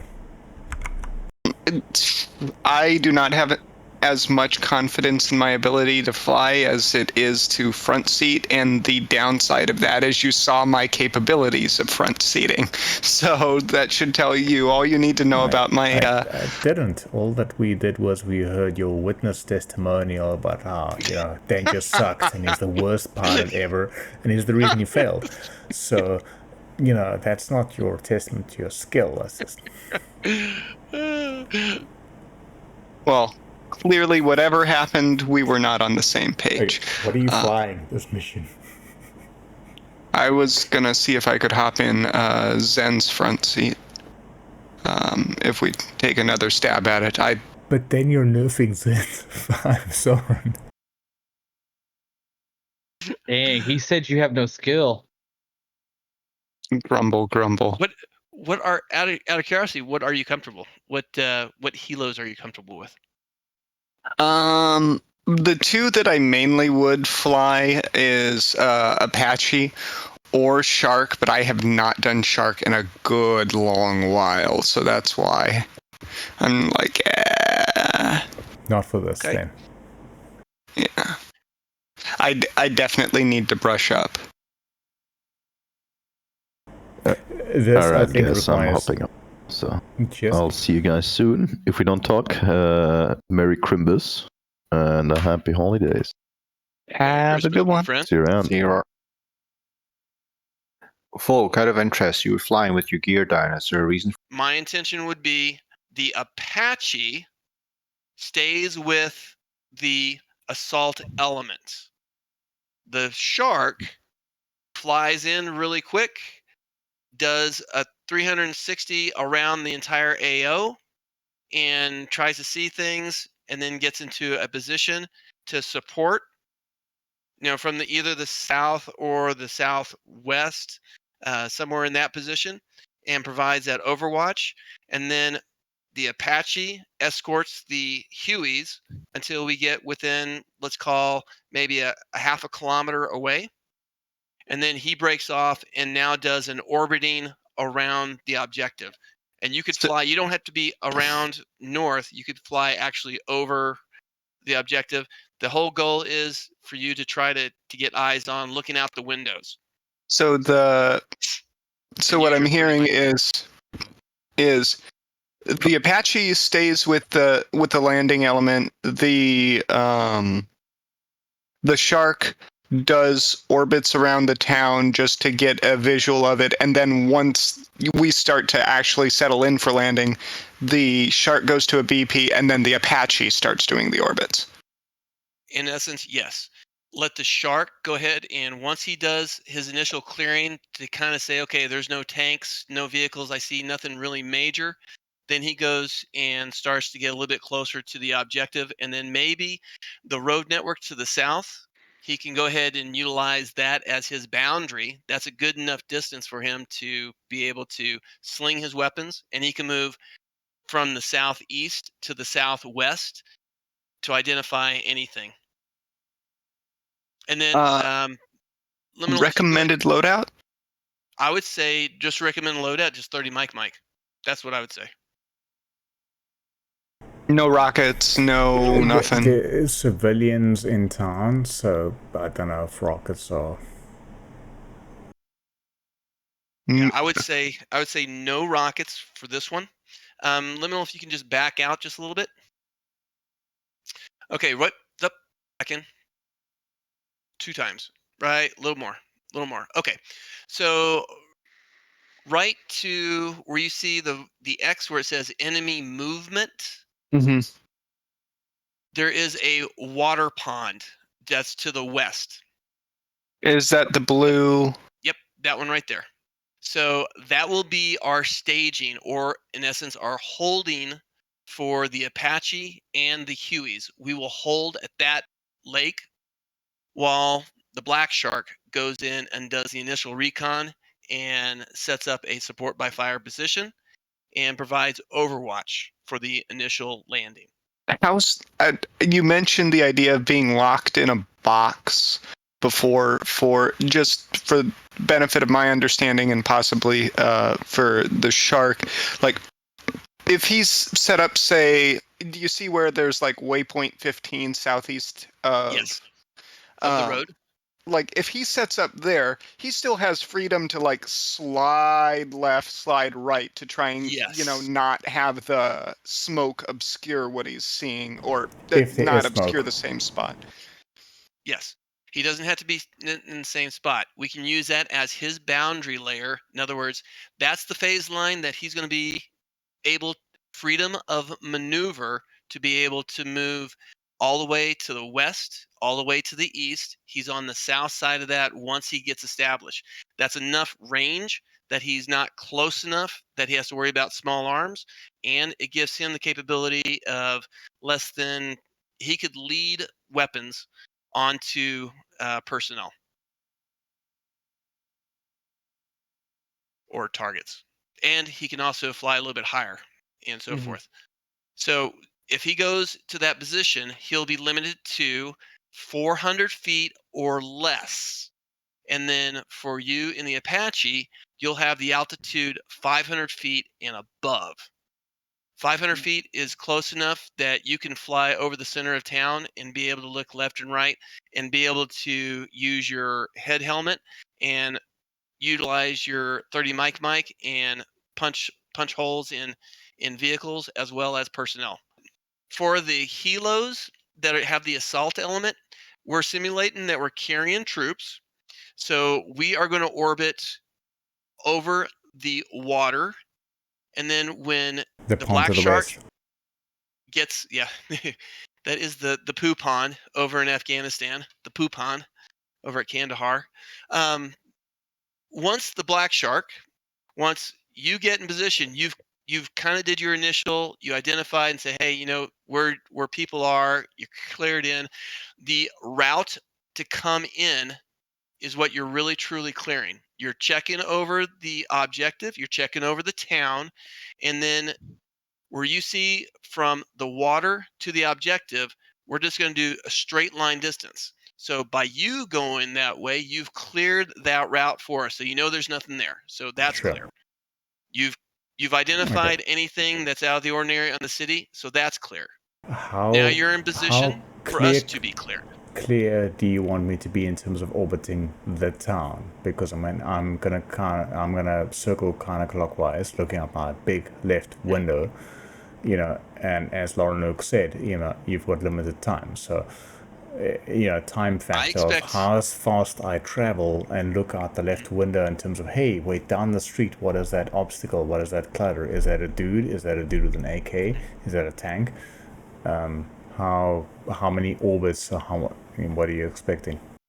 I expect you just one orbit, because as soon as you go, once you come from doing counterclockwise and you enter, let's say you enter from the 7 o'clock position and you start your counterclockwise close over the objective and around the town. By the time you get to 12 o'clock, you're going to see some movement because you've just alerted everybody there that there's something happening. So that's when you're going to start to see movement. You're going to see movement. Assuming I see it through the trees and other stuff, depending on my altitude, yes. Yeah, depending on the altitude. And then once you get back to the 6 o'clock position, for example, and you've kind of had a good, all right, there's nothing, and the initial is there's nothing big, bad, and ugly that is preventing us from doing our job. So it's not like, you know, suddenly an SA-15 comes out of a garage or something. No, you said in the briefing that there's no SAMs. Right. But if you were to do this and all of a sudden you see 20 tanks on the MSR in the middle of town, well, that's going to give us cause to pause and maybe rethink our situation and rethink our life of maybe going back. That's why it's an initial, and that's why you're using your Mach 1 eyeball for that. Once you kind of get a good, clear, nothing out of the ordinary, then you can go ahead and position, and you can just, we're talking on Discord, you can say, hey, I'm set in my position. Route looks clear. You're cleared to enter. Once you tell us that, then we'll start executing. The Apache will then start flying forward in front of us. We will follow behind him. And as he speeds up, because we're not going to be that fast, he speeds up, he starts doing his climb up, because we're going to be at low altitude because we don't want to get spotted. He's going to go ahead and climb up to over 500 feet and start his orbit and start using his weapon system. Now, you're not going to be able to see it through your PFDs, so you're just going to use your helmet-mounted sight to be able to put your rounds on target. So you're going to be eyeballing it and hitting your guns. You have freedom to maneuver all over that battlefield too. If you need to get closer, get closer. If you need to get a little bit further out, get further out. But utilize what you have in the best way to see things, but don't be too close. In other words, your hardball limit is 500 feet. 500 feet for altitude or to the edge of town?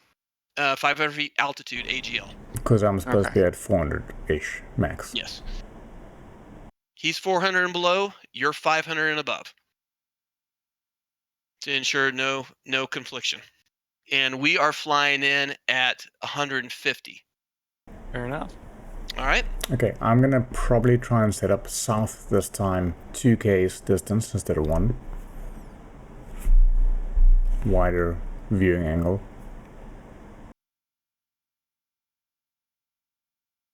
All right, Liminal.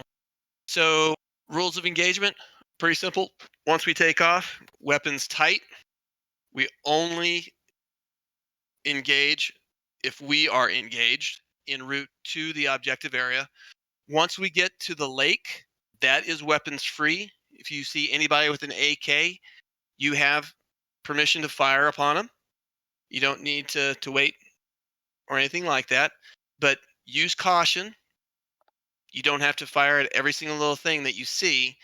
You can identify, yeah, there's guys over there, because remember, we're dropping off assault troops, so those guys are going to be the ones that most likely are going to have to do house by house fighting. And if there's vehicles and they're approaching the LZ, warning shot first if they keep progressing. Yes. Engage. Know if they're good or bad. And if they continue, take them out. All right. So, Wrangler 5-1 is now in formation. 5-2 just joined formation. 5-3 is now joining formation. And 5-4 is still going west. There you go. Good job there. All right. So, Liminal, you're 2. Shark, you're 3. Passing waypoint 3 at 1,008. And so I had fire trucks that went over there. And as soon as we went over there, it was with 5 or 6. We had 8 helos. It was a real brownout. I mean, it was really, really cool. You could only see maybe a half of the helicopter in front of the next helicopter, but that's how thick it was. It was awesome. I don't see how a brownout is cool. It's like, oh shit moment. It's like, because you don't really get a good brownout when you are just by yourself, but man, you put 2 or 3 helos together in a tight little spot, it reminds me of my old days of like, oh shit. One is skids up. Who skids up?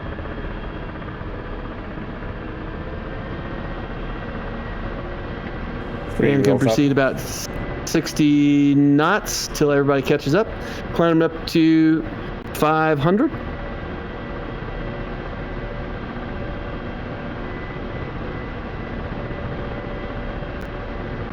Skids up. Wheels up. Is that 5 or 4? 500. 4 should be Bluey. 4.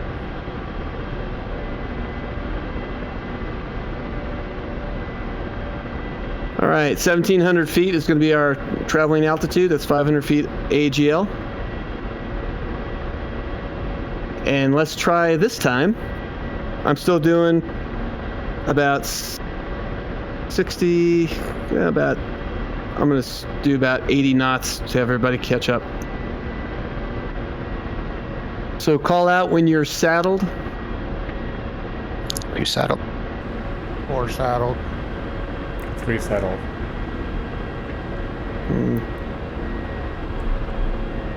Not too rotary in the spot, but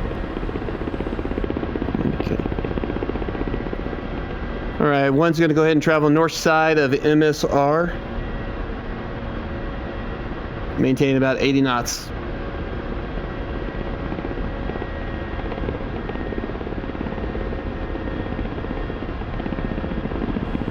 I really should have changed my Abers to show knots. So 80 knots, that's 160 kph. 150, but yeah, that's a good ballpark. I know I said 2 before, it's like 1.9. All right, and helo flying, formation flying, we're all still just doing about 10 degrees of bank to make sure everybody's in the same formation. If you go anything beyond 15 degrees, you tend to make it hard for everybody to stay formed up. You got the waypoint symbology on your iHats, Bluey? Yep. Okay. Oh, there it is. Got it now. Well, wait a minute. Yeah, there it is.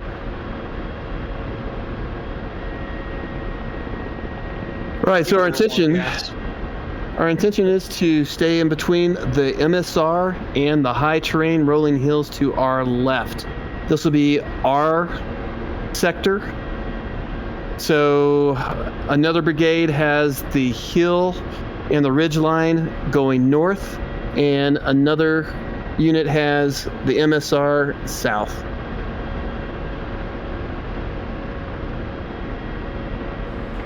Current speed ETA 18 minutes. You ready to? I'll just ease go up ahead. just a little bit. Forrest lagging behind here.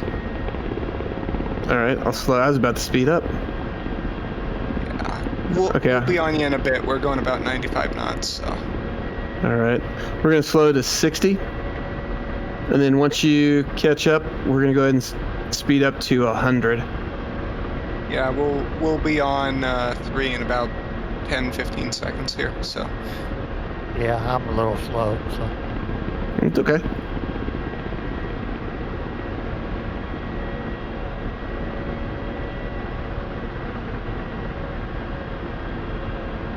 And then Mayhem will find out I'm an absolute madman who keeps his iHads on even with TADs.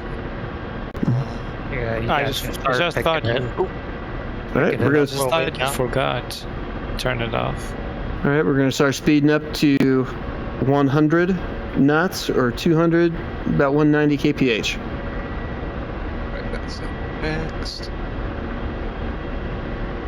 Last set of hills that we're about to cross, that's when we'll go ahead and go, we'll fence in and go weapons tight. All right, tally smoke 1 o'clock and tally smoke 11 o'clock. You tally. Tally 1 o'clock. No tally 11 equip. Tally 11. Tally 11. Tally 1. All right. So that is our boundary point, which will switch over formation between the smokes. And we'll go ahead and do since we only have 2, let's go ahead and do 3. You're going to be at the 2 o'clock position, and 4, you're going to be at the 7 o'clock position. Okay. 2 confirms.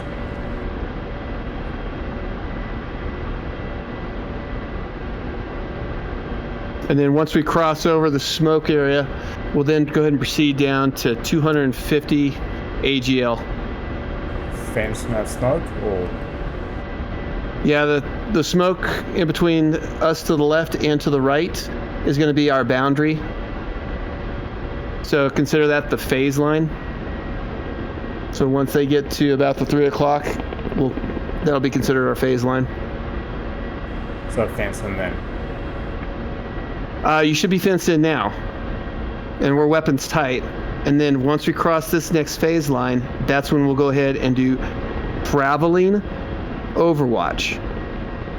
We're traveling right now. We're in staggered formation. We'll go to traveling overwatch, which then becomes possibility is likely that we might get engaged, and that's where you will go into the 2 position, and then 4 will go into the 7 position and provide cover. If I don't fly up. See, that's how easy it is. I gained 200 feet in altitude. I would have busted my check ride for that. We won't tell nobody. And I'm sure that's not being recorded. Oh, wait.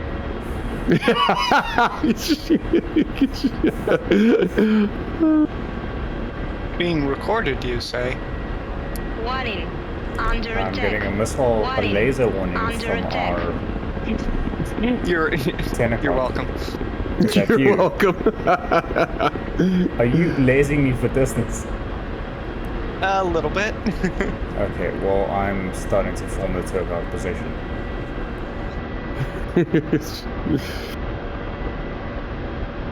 All right, we're now Yeah. crossing the phase line. So we would check in that the flight's crossing the phase line, tell higher so they know where we're at. And we'll go ahead and I'm going to slow up to 80 and let y'all get into position. So 1 and 2 is slowing up to 80 while 3 and 4 get into position. Let's try and tighten this up a little bit, Billy. Okay.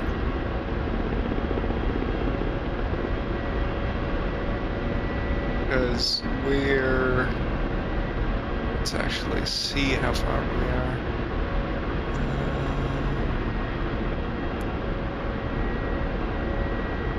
And 3, your gear is still down, by the way.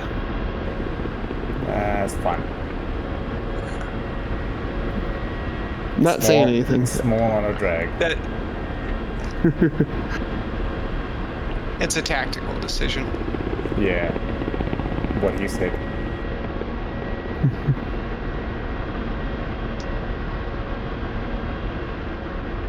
And going down to 250 on the AGL. We won't have to do any bounding overwatch for this scenario because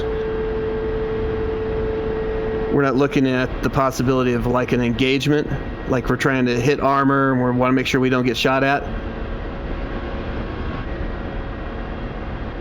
So 3, if you want to go ahead and push a little bit forward, be able to barely look out your left window and see me, that'll be a good 45-degree direction and a good position. Your distance looks really good. Forward, I would need to pull back actually to be at 45.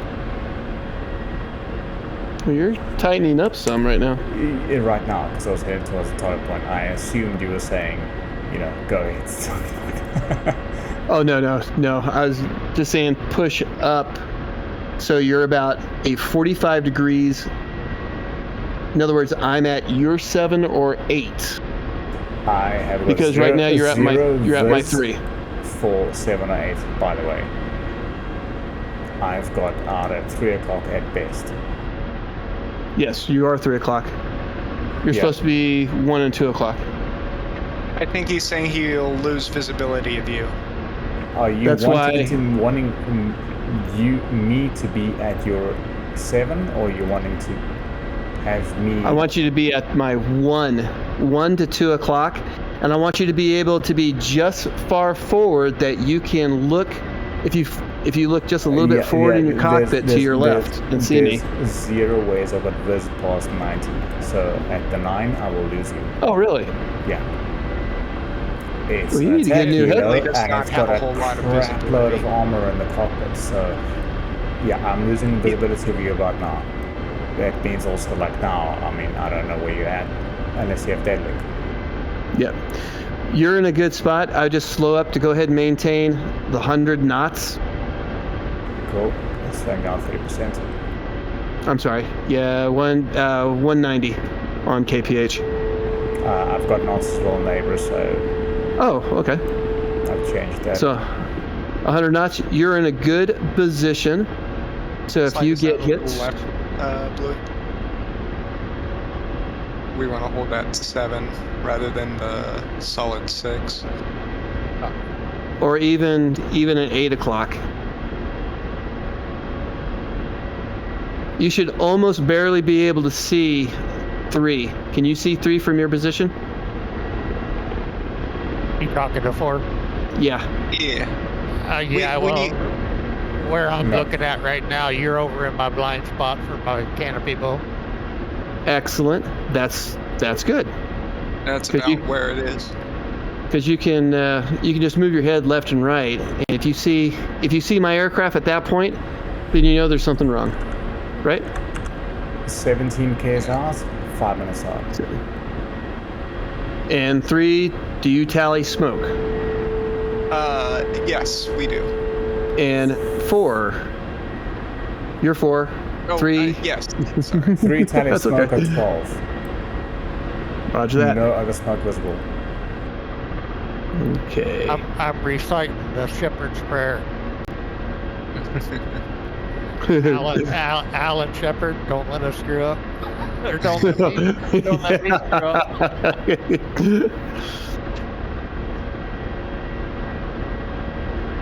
All right, 3, as you're flying, you've got your moving map and you can see terrain. 4, you've got your map and you can see terrain, and you can see our distance away from our holding area, which is going to be the poo pond.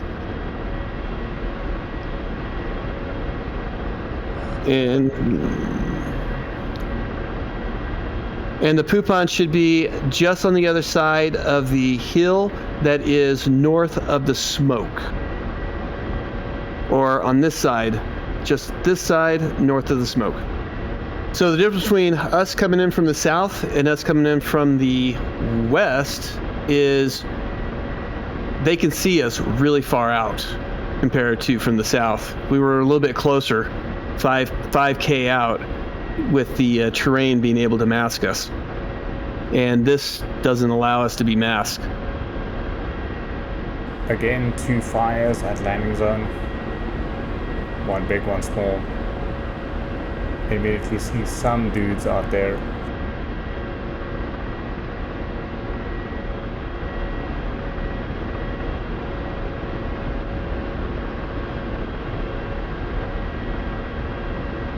All right, I tally a small water spot at our 10 o'clock. Small little water. Got it? That's the small one, and we should be coming across the big one here shortly.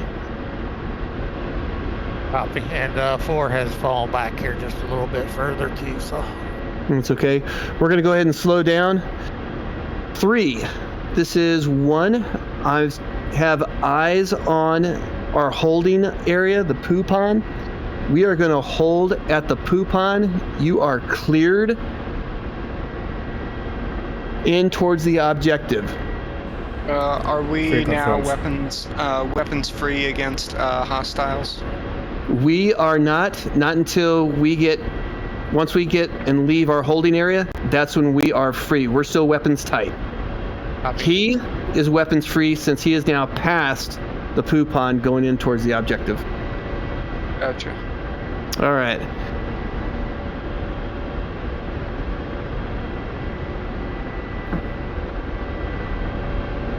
All right. Coming So- up a little bit here. All right. Yeah. It looks like they're circling above the pond. So we're going to do one quick circle. Both me, 1 and 2 is going to circle to make sure there's nobody around here. And then what we're going to do is we're going to go skids down, and we are going to wait. And 4, you have your choice. You can be skids down, but I always recommend that you stay hovering and circle over just in case somebody surprises us somewhere. Power lines 80 meters clear on southern edge.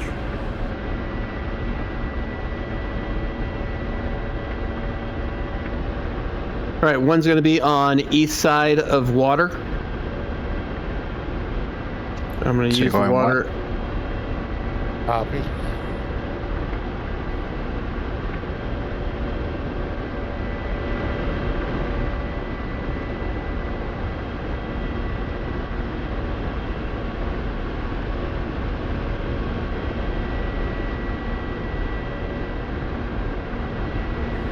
Possible vehicles or wrecks north side of landing area. Should 1 and 2 be together here? Yeah, this is a good spot. We're kind of in a little bit this low area. You just confused me there when you said 1's going east. Oh, I'm sorry. Did I say I was going to be on the east side of the water? Yeah, you said 1's going east, so I thought, okay, I'll go west. Oh, okay, I'm moving them behind you.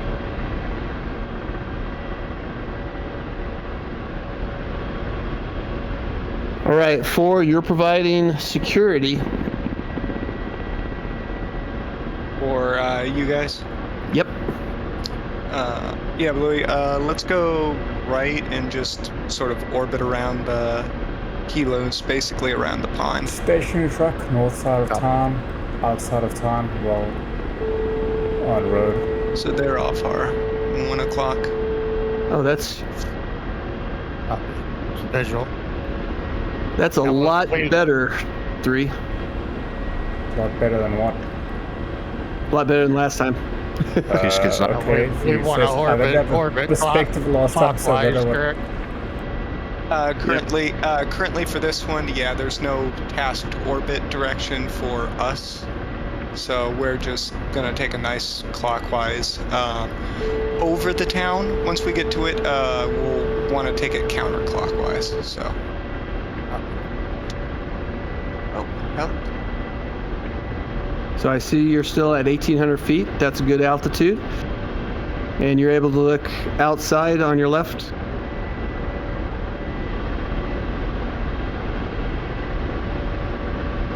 And dudes are really hard to see. There's wrecks just north of the landing zone. Okay.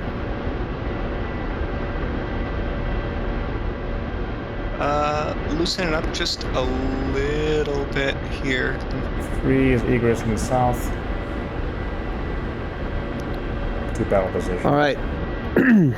So that was an easy find. You went over, you saw no heavy weapon systems, right? Nope. Okay, nothing out of the ordinary there, but you probably didn't see the horde of people all of a sudden coming out of their buildings, right? Nope, and if there was a ZU-23, I don't know if I would have spotted on top of a building. That's where intel would always come into play. I got a couple of guys outside that seems they're milling about, but nobody moving right now. And now I'm masked, so take another orbit here. But there were a couple guys near the landing zone. Lower gear. Can you identify any weapons? Not at this time. Like I said, I'm masked. So, So what's your responsibility? Is your responsibility to look at the LZ, or is your responsibility to provide security? Yeah, that's right. So okay. So 3 has the responsibility of the objective, while you have the responsibility of the assault. Once we go in to the objective, then we are your little chicks, and you want to make sure we're always taken care of. So at that point, now you're looking over the objective. At that point, you want to make sure everything's all good, taken care of, and you're covering us. But for right now, 3 has a role and responsibility. And every time you look over and constantly look at that, that's a missed opportunity in case we had some kind of vehicle or somebody pops up around some hill or some helo coming to engage us. 3, when you are ready, just call it. Just having a quick scan.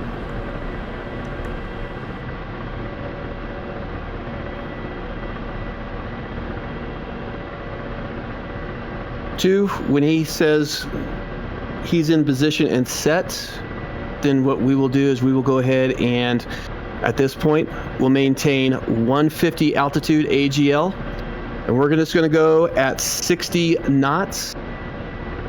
The Apache 4 is going to go ahead and go in front of us and clear the way and do overwatch. We will call out our time when we are 1 minute and 30 seconds out and 10 seconds. Now, here's a question. In position. Okay. Yes, what's your question? Here's the question is basically if 3 hasn't spotted anything, like at this point, are we on a fixed timetable? Like, or are you holding back until 4 calls clear at that point? No, you are at this point providing overwatch for us to go into the objective.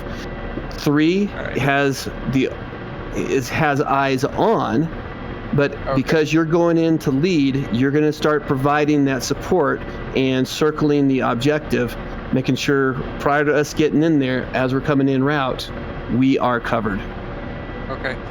One more orbit, Bluey, and then probably do like a 60 knot lead on these guys. So push out maybe 100 feet above, or not above them, probably 100 meters ahead of them.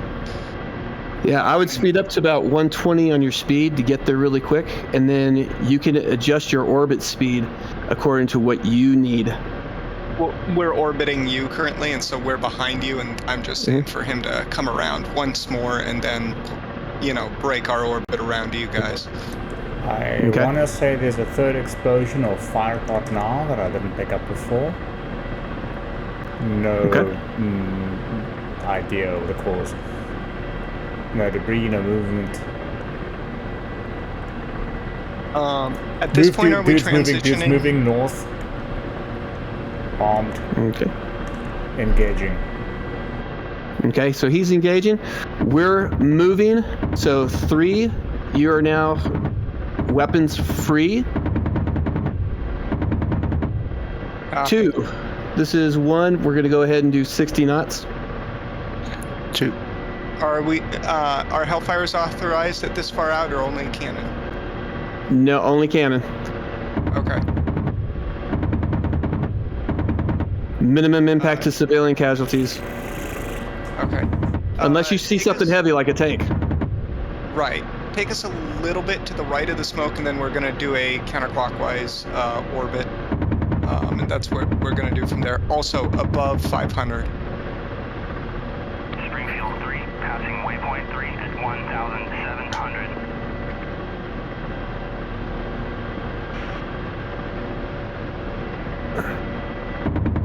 Two, I estimate we're 1 minute once we are parallel with the hill.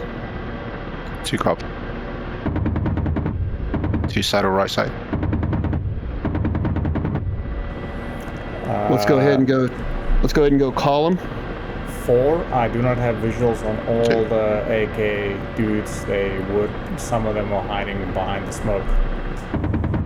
There's a truck up the road. It does seem that it's not moving presently. So. Roger. We're going to go ahead and slow up. And we're going to go ahead and stay stationary right here until you have a good picture of the objective. That is for 4.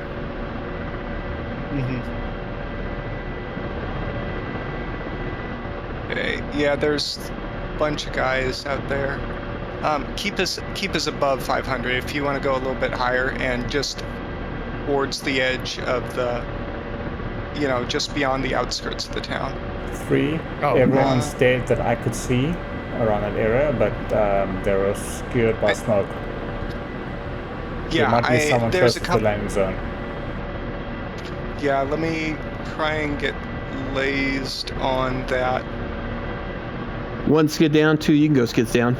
And 3, you can reposition yourself. You have the freedom to maneuver left and right. Is 3 repositioning east. Okay. It will be a while though before I can confirm AK dudes in that area.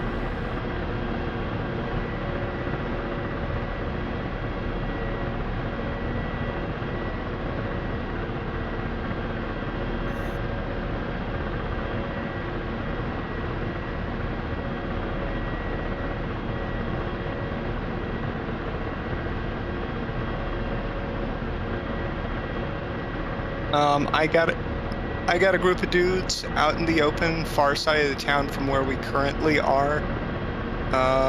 No major motion or clear spots in the town that I'm currently seeing. Say again? Weapons? Yes. 2 times guys with Kalashnikovs. Then you know what to do. Well, yeah. I'm just waiting till we get a little bit closer and have a good, you know, line of sight on them. So 3, make sure you remember your boundary line. Your boundary line is south of that MSR. You can maneuver left and right south of that MSR. Engaging.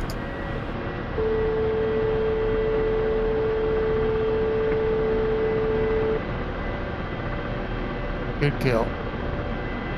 Yep, and the other one's down. There's... Springfield 3, passing waypoint 4 at 1,700. Does that one have weapons? Yes. So at this point, you're engaging. If you don't see anything over the objective, and 3 doesn't see anything really majorly over the objective, we can go ahead and send in all the Chinooks. Chinooks are going to go ahead and come inbound then. Good kill. So 3, you should see the Chinooks coming. There's like a handful of... I'm a little bit at the azimuth limit, come left. Springfield 3, passing waypoint 5 at 1,006. So the objective is not to kill everything there. You are just providing the cover. 3, you're doing the same thing. You're repositioning and providing the cover while we maneuver our forces in. So Wrangler is inbound, and so will the Hammerheads. The Hammerheads are going to go ahead and come inbound. We're now going to be inbound 1 minute out. As soon as 3, you get positioned that you have eyes on the objective, we're going to start moving. Take us over the smoke and once we get past it, go ahead and resume the orbit of the town. Skids up on 1. Skids up. Tracer fire from the right. Tracer fire on the right. Cardinal direction. Hey, taking fire. Oh, 9 o'clock. I see it. Good, not spot source. No joy. Move us back to the outside. I don't want us to get necessarily too close. Copy. Yeah. Right. 2, we're going to go in same direction as the Chinooks. Copy. No visual on the source of where those came from, so... 4 might have better visuals from west. Might be down one of the roads. So we see tracer fire. Now we know it's a hot LZ. Yeah, go ahead and turn us around and maybe have us just hover a little bit out here. Would advise progressing to west. It might be from down the west one of the the roads. town? Yeah, Taking fire from the left. Yeah.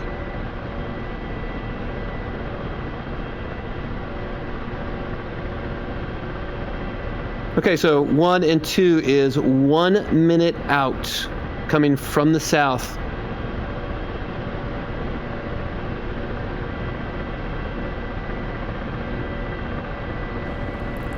Four, advise you progress to the west of the town and look east. Yeah, go ahead and advance. Go ahead and advance us around this edge of the town. I think it's from the north of the LZ. Do not have eyes on. Might be around the smoke for me. Nope. Come right. Yeah, we're gonna do this orbit at this point just because of how close we are. All right, hammerheads are 30 seconds.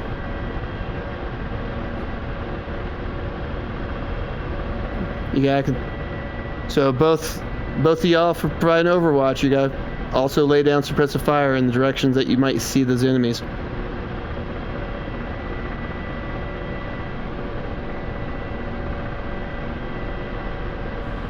As you trace fire coming from the north, do not hit someone from inside the town. Roger. Fire. Hammerheads, 10 seconds. Single dude. I have clear line of sight to take the shot. Bringing you around. He's down. Single dude, down. You got him? Yeah. No.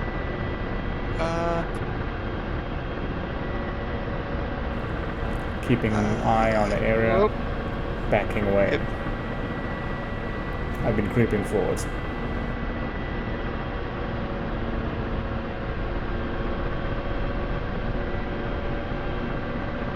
All right, we have 30 seconds while we're on the ground, so you're still providing that overwatch. You see the tracers coming off there at 3 o'clock? Yeah, I see guys down there. 4, no tally. Not seeing the objective getting shot at. All right, 10 seconds for skids up.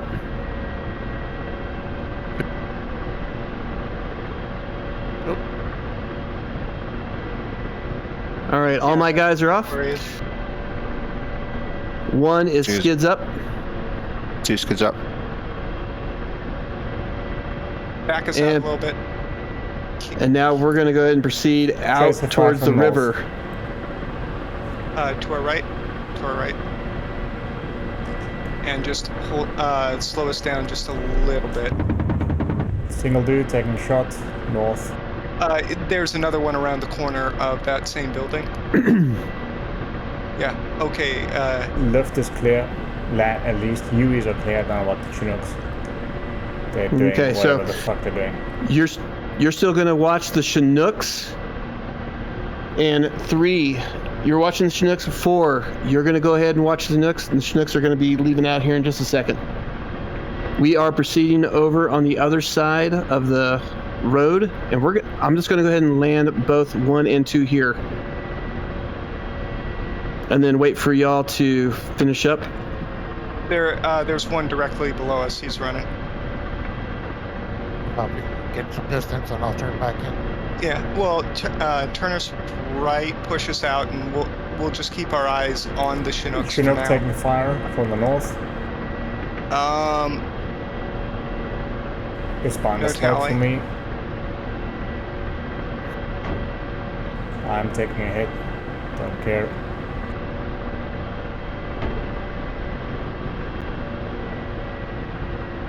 Can you see where the heck is that's coming from? In the smoke at the moment. Shock taking hits. Oh, yeah. It's right there at your 1 o'clock. That little building down there. 2 skids up. All right, 1 skid down. All right, Chinooks are dropping their troops off. 10 seconds.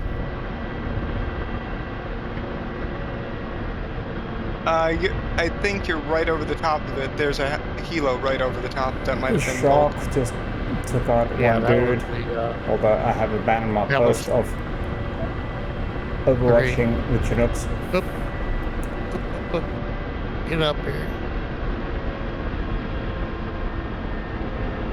Come on. Settle down, Brian. All right. All right, Chinooks are wheels up, and they are exiting out the objective. Make sure you keep your eyes on the objective. You still have the responsibility in case there's any more guys coming out. All right, slow us down and ease up on that turn. Like, we don't want to keep going right over the top of them.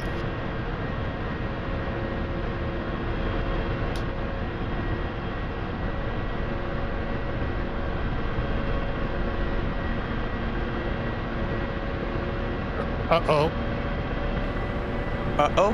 What does that mean? That was close. That was close. That was close. Slow us down and a little bit right.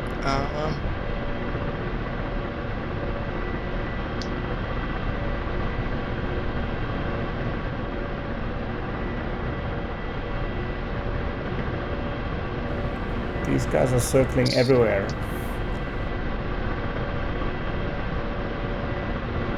They should be leaving out of the AO now. I'm not seeing anybody moving around down there. I'm seeing 4 Chinooks exit the area. Okay, so now everybody dropped off. Now y'all can go ahead and depart out. So we had the Chinooks come in. We had the Hueys come in. And the Chinooks should have just landed, but they did this weird circling thing. And so that's a gameism. But you provide overwatch for them. You provide overwatch for us. And this worked out a lot better. I did abandon my post there in the end, hunting that one AK dude firing at myself and Chinook, but Yeah, we saw you just fly right over him. Yeah, it was hard to spot We got him. our guys out. He was firing at Chinook, then he was firing at me. Well, I mean, you're not the objective that we have to protect. So good job. Exactly. I can take a few AK rounds in theory. All right, so with that all being the case, let me get back in cockpit. We can go ahead and go 1 skids up. 2 skids up. All right. We're going to go ahead and speed up. And as soon as we get to the river, not the river, the lake, we'll consider that Mission complete. in the mission. I'm a squad of Chinooks. I just defaulted to I'm still protecting them. Yeah. You did good. We're off the 8 o'clock, the Hueys. All right. So we'd follow back information again. Everything's looking pretty good. So this mission compared to previous mission, we had some SOPs that we just developed to say this is what we're going to do. At this point, this is what you're going to do. We had boundary layers, altitude. Your block altitude was 1. His excuse me. Gesundheit. Even when we circled around at different things, the fact he was low and we were high kept collision potentially from happening. Yeah, that didn't happen with the Chinooks though. The Chinooks were all freaking they were chaos. Tally to Hueys, tally Apache. Circling around down the Apache.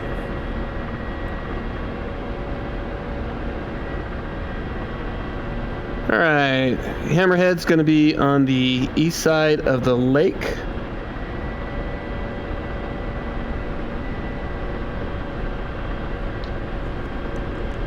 And 1 skids down.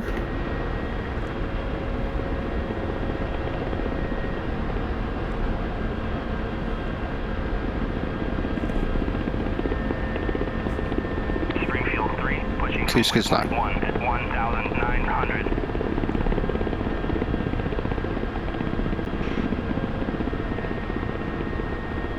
I'm just waiting on 3 and 4. 3's orbiting.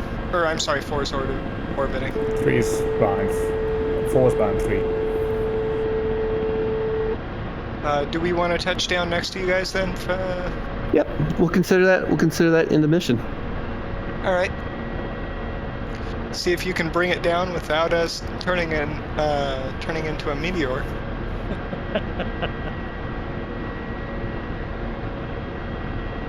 I can do it.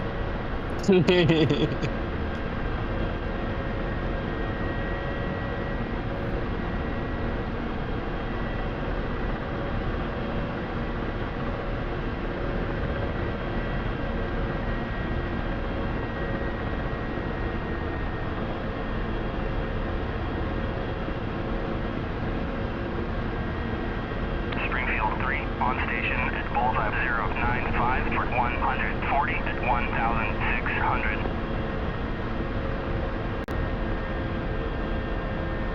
Springfield 3, pushing from waypoint 1 at 1,600. I don't trust this Chinook.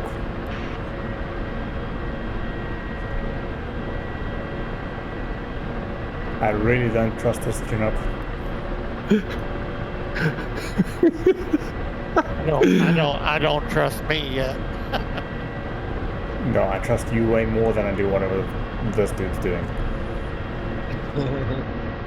I told the Chinooks to kind of scoot a little bit further to the other side.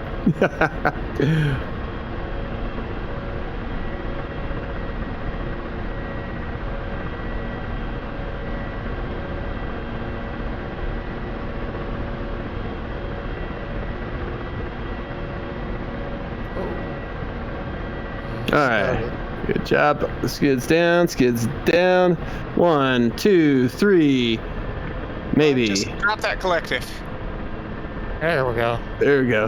Yeah, 4's wheels down. What the? All right. Why And am I 3, moving? I see your wheels down. Yeah, I was. And then I was moving that around. You were rolling back, just being on that little bit of elevation. All right, guys. So after action review real quick. We're going to go ahead and close this out. So we're starting out. We're not going to talk about the getting up in the air because that wasn't too bad. I mean, I got to say, as far as that goes, I think really it was just, the formation was not quite as tight as it was before, but Yeah, I got to learn to how to get my speed up there a little better with the Apache. So No, I've been listening to everyone. I've been listening to the points that people have raised and Bulldog's response, and I think I see what he's getting at. I think there's pieces of this that are falling into place. Yeah, we're used to doing it in DCS, and that's fine. But what if you're not fighting AI? What if it's a Red 4 commander out there? He's placed units in such a position that you can't approach from the angle you want to, or stand off at the position you need to, or whatever. So I think it's pretty interesting. So yeah, I could have been sat here for a whole day listening to it. I wouldn't. yeah, it's start even for me. I got to learn some skills with this Apache and getting speed up and stuff. And starting, Gadget was, he didn't really say it, but I need to start hanging out a little bit more too from when we're hovering. Well, it was just more of stuff. the gripe I had when it was previous is we were doing like going around the whole town, and for me this was just more like we got targets, we need to engage. It was hard for me to that's yeah, and that's what I got to learn. When somebody does that, I which Bulldog will probably explain that, I should probably turn right back in as soon as we see them tracers, I'm assuming, or hear tracers. Mm-hmm. The one thing, since we were doing orbits, and this is more for my understanding, at that point, would you say we should sort of transition to going standoff and a bit of hover, or would we want to continue to sort of orbit over the AO? You still want to continue your orbit. Sometimes Okay. you have to give up the opportunity to get into a better position. And hovering will put you into a lot of, you're gonna lose altitude if you got too much power and you yank it. That forward momentum of speed, even if it's only 20 to 40 knots, is 20 or 40 knots additional lift on your rotor blades. So that allows you more of a buffer. And if you go into especially for you and also the others that are flying like the Apache, which it has the criteria, the temperature, if you ever hear me flying together, I'm always like, what's the temperature? What's our altitude? Because my temperature and my altitude is going to dictate what I can and cannot do. And sometimes even I might be light, but I might not have the energy or the power in the engines to maintain a hover at that certain temperature. So I need that forward momentum of airspeed to give me that additional lift.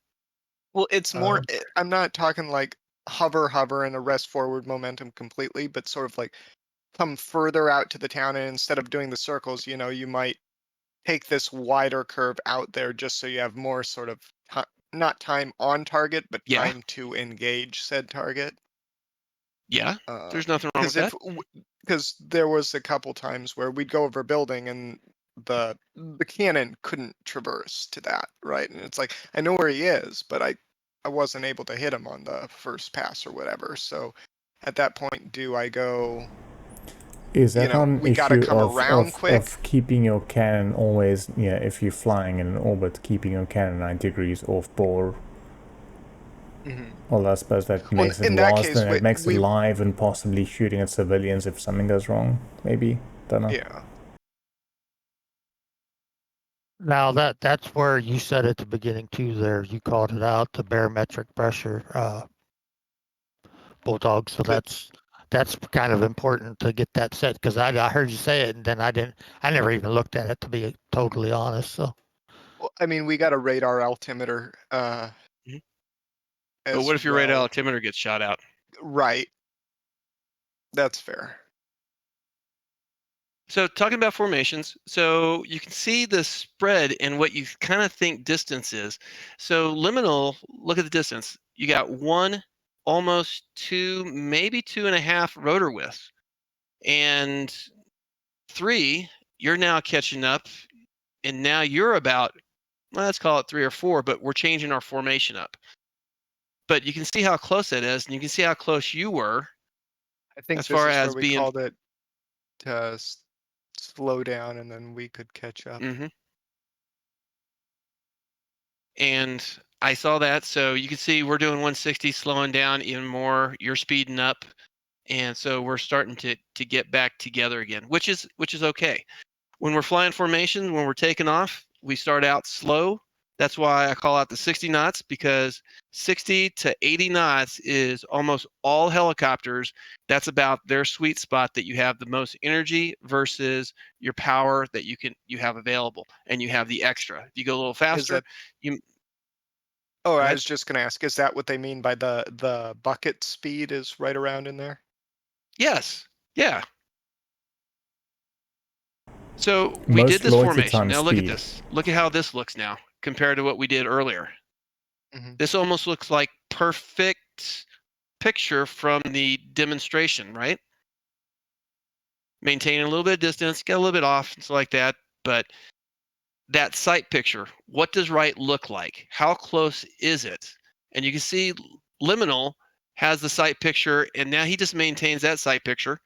But you can see how far away y'all are from us. So we've just now created a and that's target my that is skills. a half a kilometer. That's our target, half a kilometer. So anybody can see us.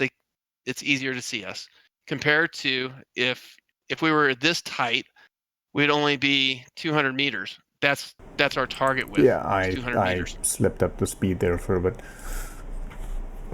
So doing the maneuvers, then we had 2 crossings. So we don't see it here yet, but we had 2 crossings, and that was going to be our face line. We went to a weapons tight, so if we were to get attacked, we could return fire. But we haven't went to a overwatch. We're still doing a traveling formation. So then we got to the point that we're going to do a traveling formation.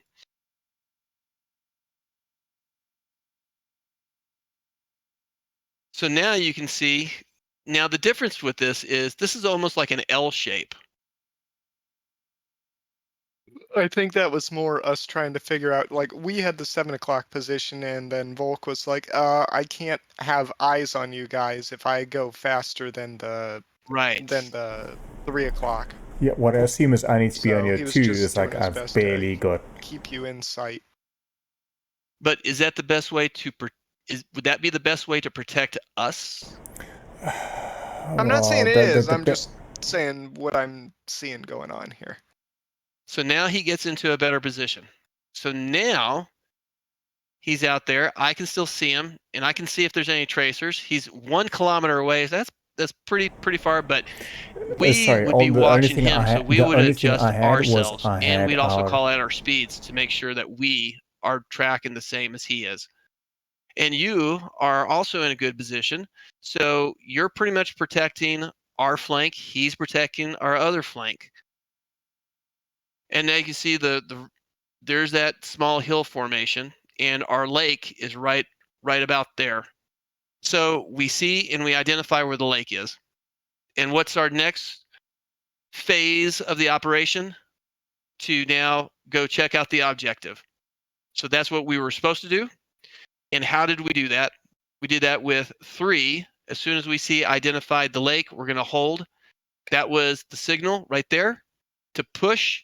So he went ahead and pushed. And then as a result, 3 came and provided our security. I'm sorry, 4 provided our security. And sorry, just as soon as I pushed ahead of you, the only thing I had was I had to look down at the GPS map and go, okay, am I near 200 knots-ish, you know, and on course. You know, I wouldn't have eyes on you at all. It's not a perfectly circular town, it's like a lopsided. Yeah. So let's go back and just kind of quickly dissect what he did and what was your intent. First of all, what was your mission and what was your intent, and how did you accomplish your intent? Are you asking me or you're about to state? Yes. No. Asking me, I That's was for you. meant to do one orbit at not too slow a speed, not crazy fast speed, try and see if there's any major threats, identify them, point them out, not necessarily eliminate them, but see if everything's hot or not. And the only thing I remember seeing is a truck out north, stationary, out in the middle of nowhere on that orbit. But there's no ways I would have been able to spot every dude in the town, at that speed in that one buildings. orbit. And I did that on purpose. I put those guys in between buildings. So you stayed yourself. Now, talk me through this portion. That would be a crappy VRS where I was not in control, which I did twice. Okay. Let's review that real quick. There's your next one.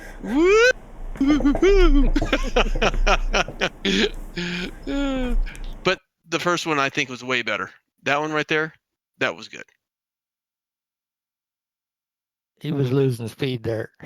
No, I did a massive slowdown in terms of, they were coming in. So instead of then doing a smooth orbit, it's like, no, I need to get eyes back on, landing zone ASAP. And I did a massive slowdown very quickly.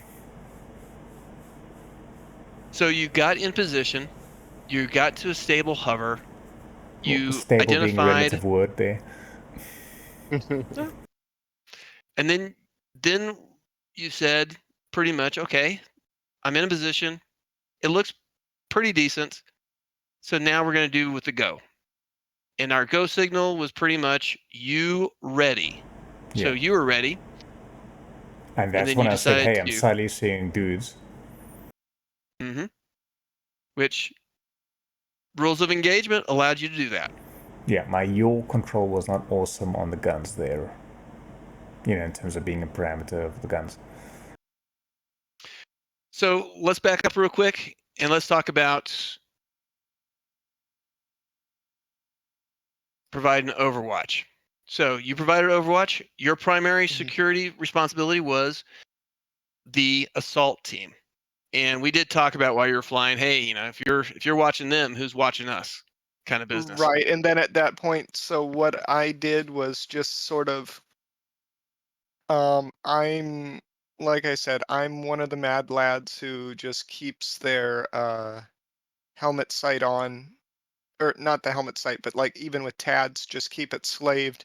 And I was just looking around and cycling from white hot to black hot, going, is there anybody jumping out at me, any bright spots, any dark spots that And then at this point, once he started engaging, see where his tracers were going, see where the other tracers were coming from, looking around, probably about here, looked up the road, saw the truck, and then came back around and started trying to get guns on any dudes that I could see. Did y'all feel that was a good orbit? You feel like you had good situational awareness? Not too far away, not too close? It's a little close. Like the fact that we started doing this was a little close for my comfort, and even the first orbit was had us flying over some parts of the town. I'm just used to, engaging at standoff distances, and you're telling me smack, no, bad, get in there. You're used to doing BTRs and things that can kill you, probably distances. That's true. Yeah, it seemed like the first one was too wide, and then I got too small of an orbit. Those dudes you started engaging, I did not see at all my scopes. Right. Everyone I saw a that was couple of dead these was the ones I killed. Right. I saw these guys on far sides of buildings, opposite the smoke. So that's, of course you wouldn't. Yeah, this is weird about tech view. See, in my view, it's like everyone that was in sight was dead. Outside of they were obscured by smoke. But these guys also move. They also, But when you engage one, another one will go ahead and relocate. No, sure. I'm just saying in terms of, the ones I wasn't It's sure just about weird going, was they to were the, all to the dead. I west. swear they were all dead. To the west, they were all dead for me. But yeah, like seeing the ones further out, I'm like, there was no one further out. What the hell? Yeah, a couple of those rounded the building by the gas pump. So I figured you didn't see them just because it was obvious that, like from where you were at, you wouldn't have had line of sight on them. But we were going over the top of them at this point, and that's what made it somewhat difficult to actually engage them. Well, did we get hit there? Oh, yes, you did. So look how far away you are. You're 500 meters. 500 meters and so forth. So see how far out. Now y'all didn't know y'all were getting shot at, but look at that. They're like they're pretty good, but the accuracy of their capability isn't quite there. But did y'all know y'all got shot at? No. I heard a ping or two, but so if you were going just a little bit faster, I mean, they really got to try to hit you. What's their speed? What's their speed? Their speed is 120 knots. No. Those are clicks. We were doing about 60. About 60? Mm-hmm.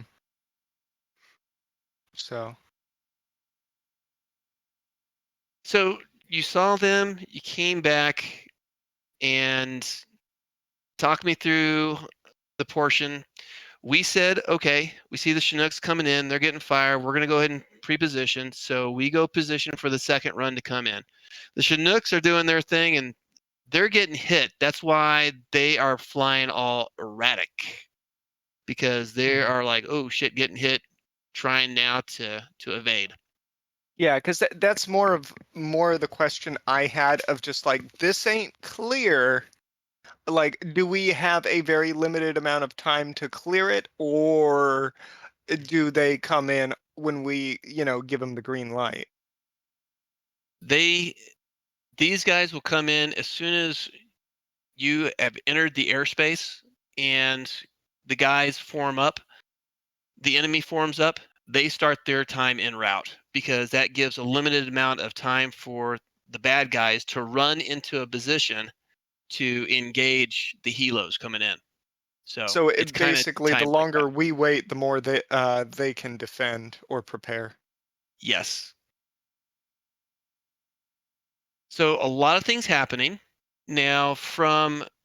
So at this point, I still haven't properly standpoint, seen them, shooting.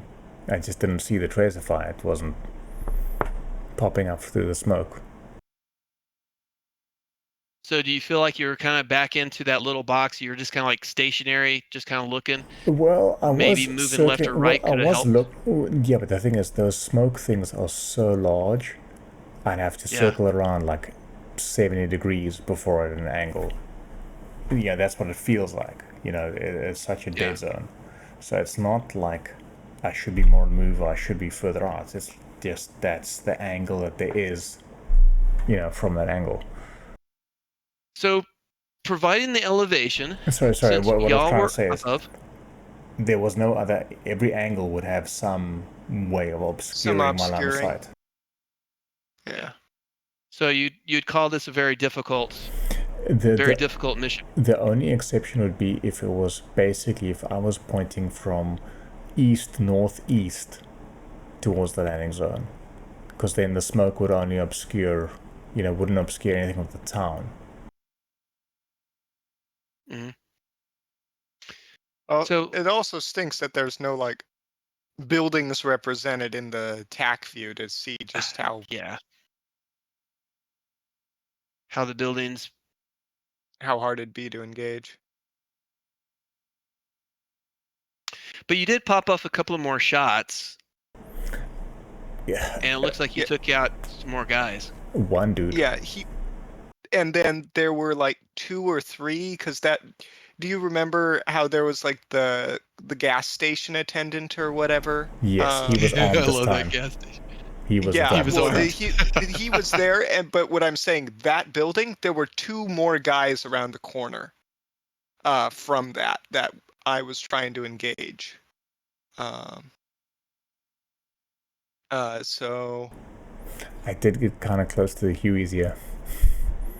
Yeah, but we saw your altitude and we saw where we were at, and just to be on the safe side, I should have probably said clear under, and that would have done it. But so What by how did you what's your thoughts on that orbiting there? Should we have been somewhere in between where we was at with that our situation? So my recommendation is get back in there and just get a little bit further outside so you're not in there in the range of their fire. You could have climbed up. Remember, you had the capability of climbing up a little bit higher. If you were getting pinged, I would have could you climbed pause just it a real little bit quick higher. and go to Yes. the 64? 64. Which one? No, 64, that no, one right there. to the Apache, yeah. And then just where we switch to a clockwise orbit at this point. So no, go ahead. And then right there, you went. Yeah, and so You went now to- we come around here, and this is more of what I'm getting at, because we saw folk engaging, right? And then I'm trying to get eyes on, but those were the guys like behind there's the one he saw, and then there were 2 behind the buildings. And then I started, I believe it was this point that I started getting rounds on, or after we came over them from the other direction. So yeah, like that was me trying to get on them at a. That's where I should have turned back to the right some more, I guess. Then. Yeah, because that's the problem with trying to engage at that, orbiting 90 is you're really close to the azimuth limit for the gun. Yeah. Well, it depends on where you spot them. If they are 90 when you spot them, Yeah. there could be some other shadow angle. And then this is us coming basically directly over them, and my attempts to try and. Okay, so the closer we're in, the harder your angle. Like I can't aim down at that point, Right. I mean, they should be suppressed, and you did put hits on them, so they might be slower in terms of return fire. Yeah. If You it really wasn't did. DCS, you mean? Yeah, but y'all really did good. This was a way more improvement from the previous one, and you applied the lessons learned from what you did. Star like that. You're firing your star formation. We weren't there to take out all the enemy. That's what the ground guys are there for. We were there to help get them. You see them firing, hell, fire it off in that direction. Maybe you'll grab their attention, and that's what your job is. Your job is to protect the guys. So I gotta get ready. I gotta cut it short. But overall, y'all did good. Hopefully, a lot of good lessons learned on this. And since we did it the second time after going through it the first time and seeing, oh, this is why this didn't work. This shows how we applied those lessons and how the stuff works to achieve the objective, instead of just doing, hey, everybody's going in their own different directions and nobody's talking. There was a lot of communication, a lot of areas that were set up. Hey, I've got this altitude. You've got this altitude. You're on this side. So this is your freedom to maneuver. And it puts everybody with their agenda to be able to accomplish their agenda the way they want to. You said something just as in part of that mission, you said something that just made everything click into place. What you've been talking about, for me anyway, was when 4 was on Overwatch and Gadget was calling out targets in the village, and you said, "Yeah, and what's your responsibility?" And I was like, "Oh shit, he's just treating us all like ground units, and we're in a position that these guys have to support us. When we move forward, yeah, they're going to switch tasking, but right now, at this portion of the mission, they're looking at this. My job is this." Hold up. Right. Does TACView think that the Apache shot me there for a second? Oh, Half his me what, we came have some back. friendly fire going on? I don't think so, but TACView thinks so. Oh no, it's a square box that appeared. I don't know what. About now. Yeah, that's when. Oh, there it was. Yeah, Oh. no, you didn't. You got a friendly fire. No, you didn't. Yes, he did. No. Yes, he did. Let's review. Let's review the tape. Okay, it's close, but I don't think it hits calls in out some. near misses. Like it's using its own algorithms for. Yeah, that didn't airburst near me. In terms of the sim, I'm pretty sure I didn't get hit by the 30 mil. I'm pretty sure my aircraft would have reacted a bit more strongly. Thunk. Oh, what the hell was that? Guys, I've got to let you go. I do appreciate everybody participating. It lasted way a lot longer than what I was estimating. So, guys, I enjoyed it. I look forward to the next time. Thank you kindly. Bulldog, have a good evening there, Bulldog. Thank you, Bulldog. That was awesome. Really enjoyed it. All right, guys. Cheers. Well, take care, guys. See ya. It's been a long 6 hours. Yeah. Oh no, you go ahead and record. I don't know how to record yet. OBS. You said "Oh Black Shark"? No, I said OBS. Oh, Black Shark. I can see that being a hit song now. Why are you not an Apache? Oh, Black Shark. You could have been so much better. Except I directed all my power upwards and have way more armor than you and a way bigger gun. Oh, Black Shark. I feel like Why can't you engage the target from distance? Oh, Black Shark. The lights went out and now you're grounded. So now I know why we're all going to go off of Discord onto RadioCon.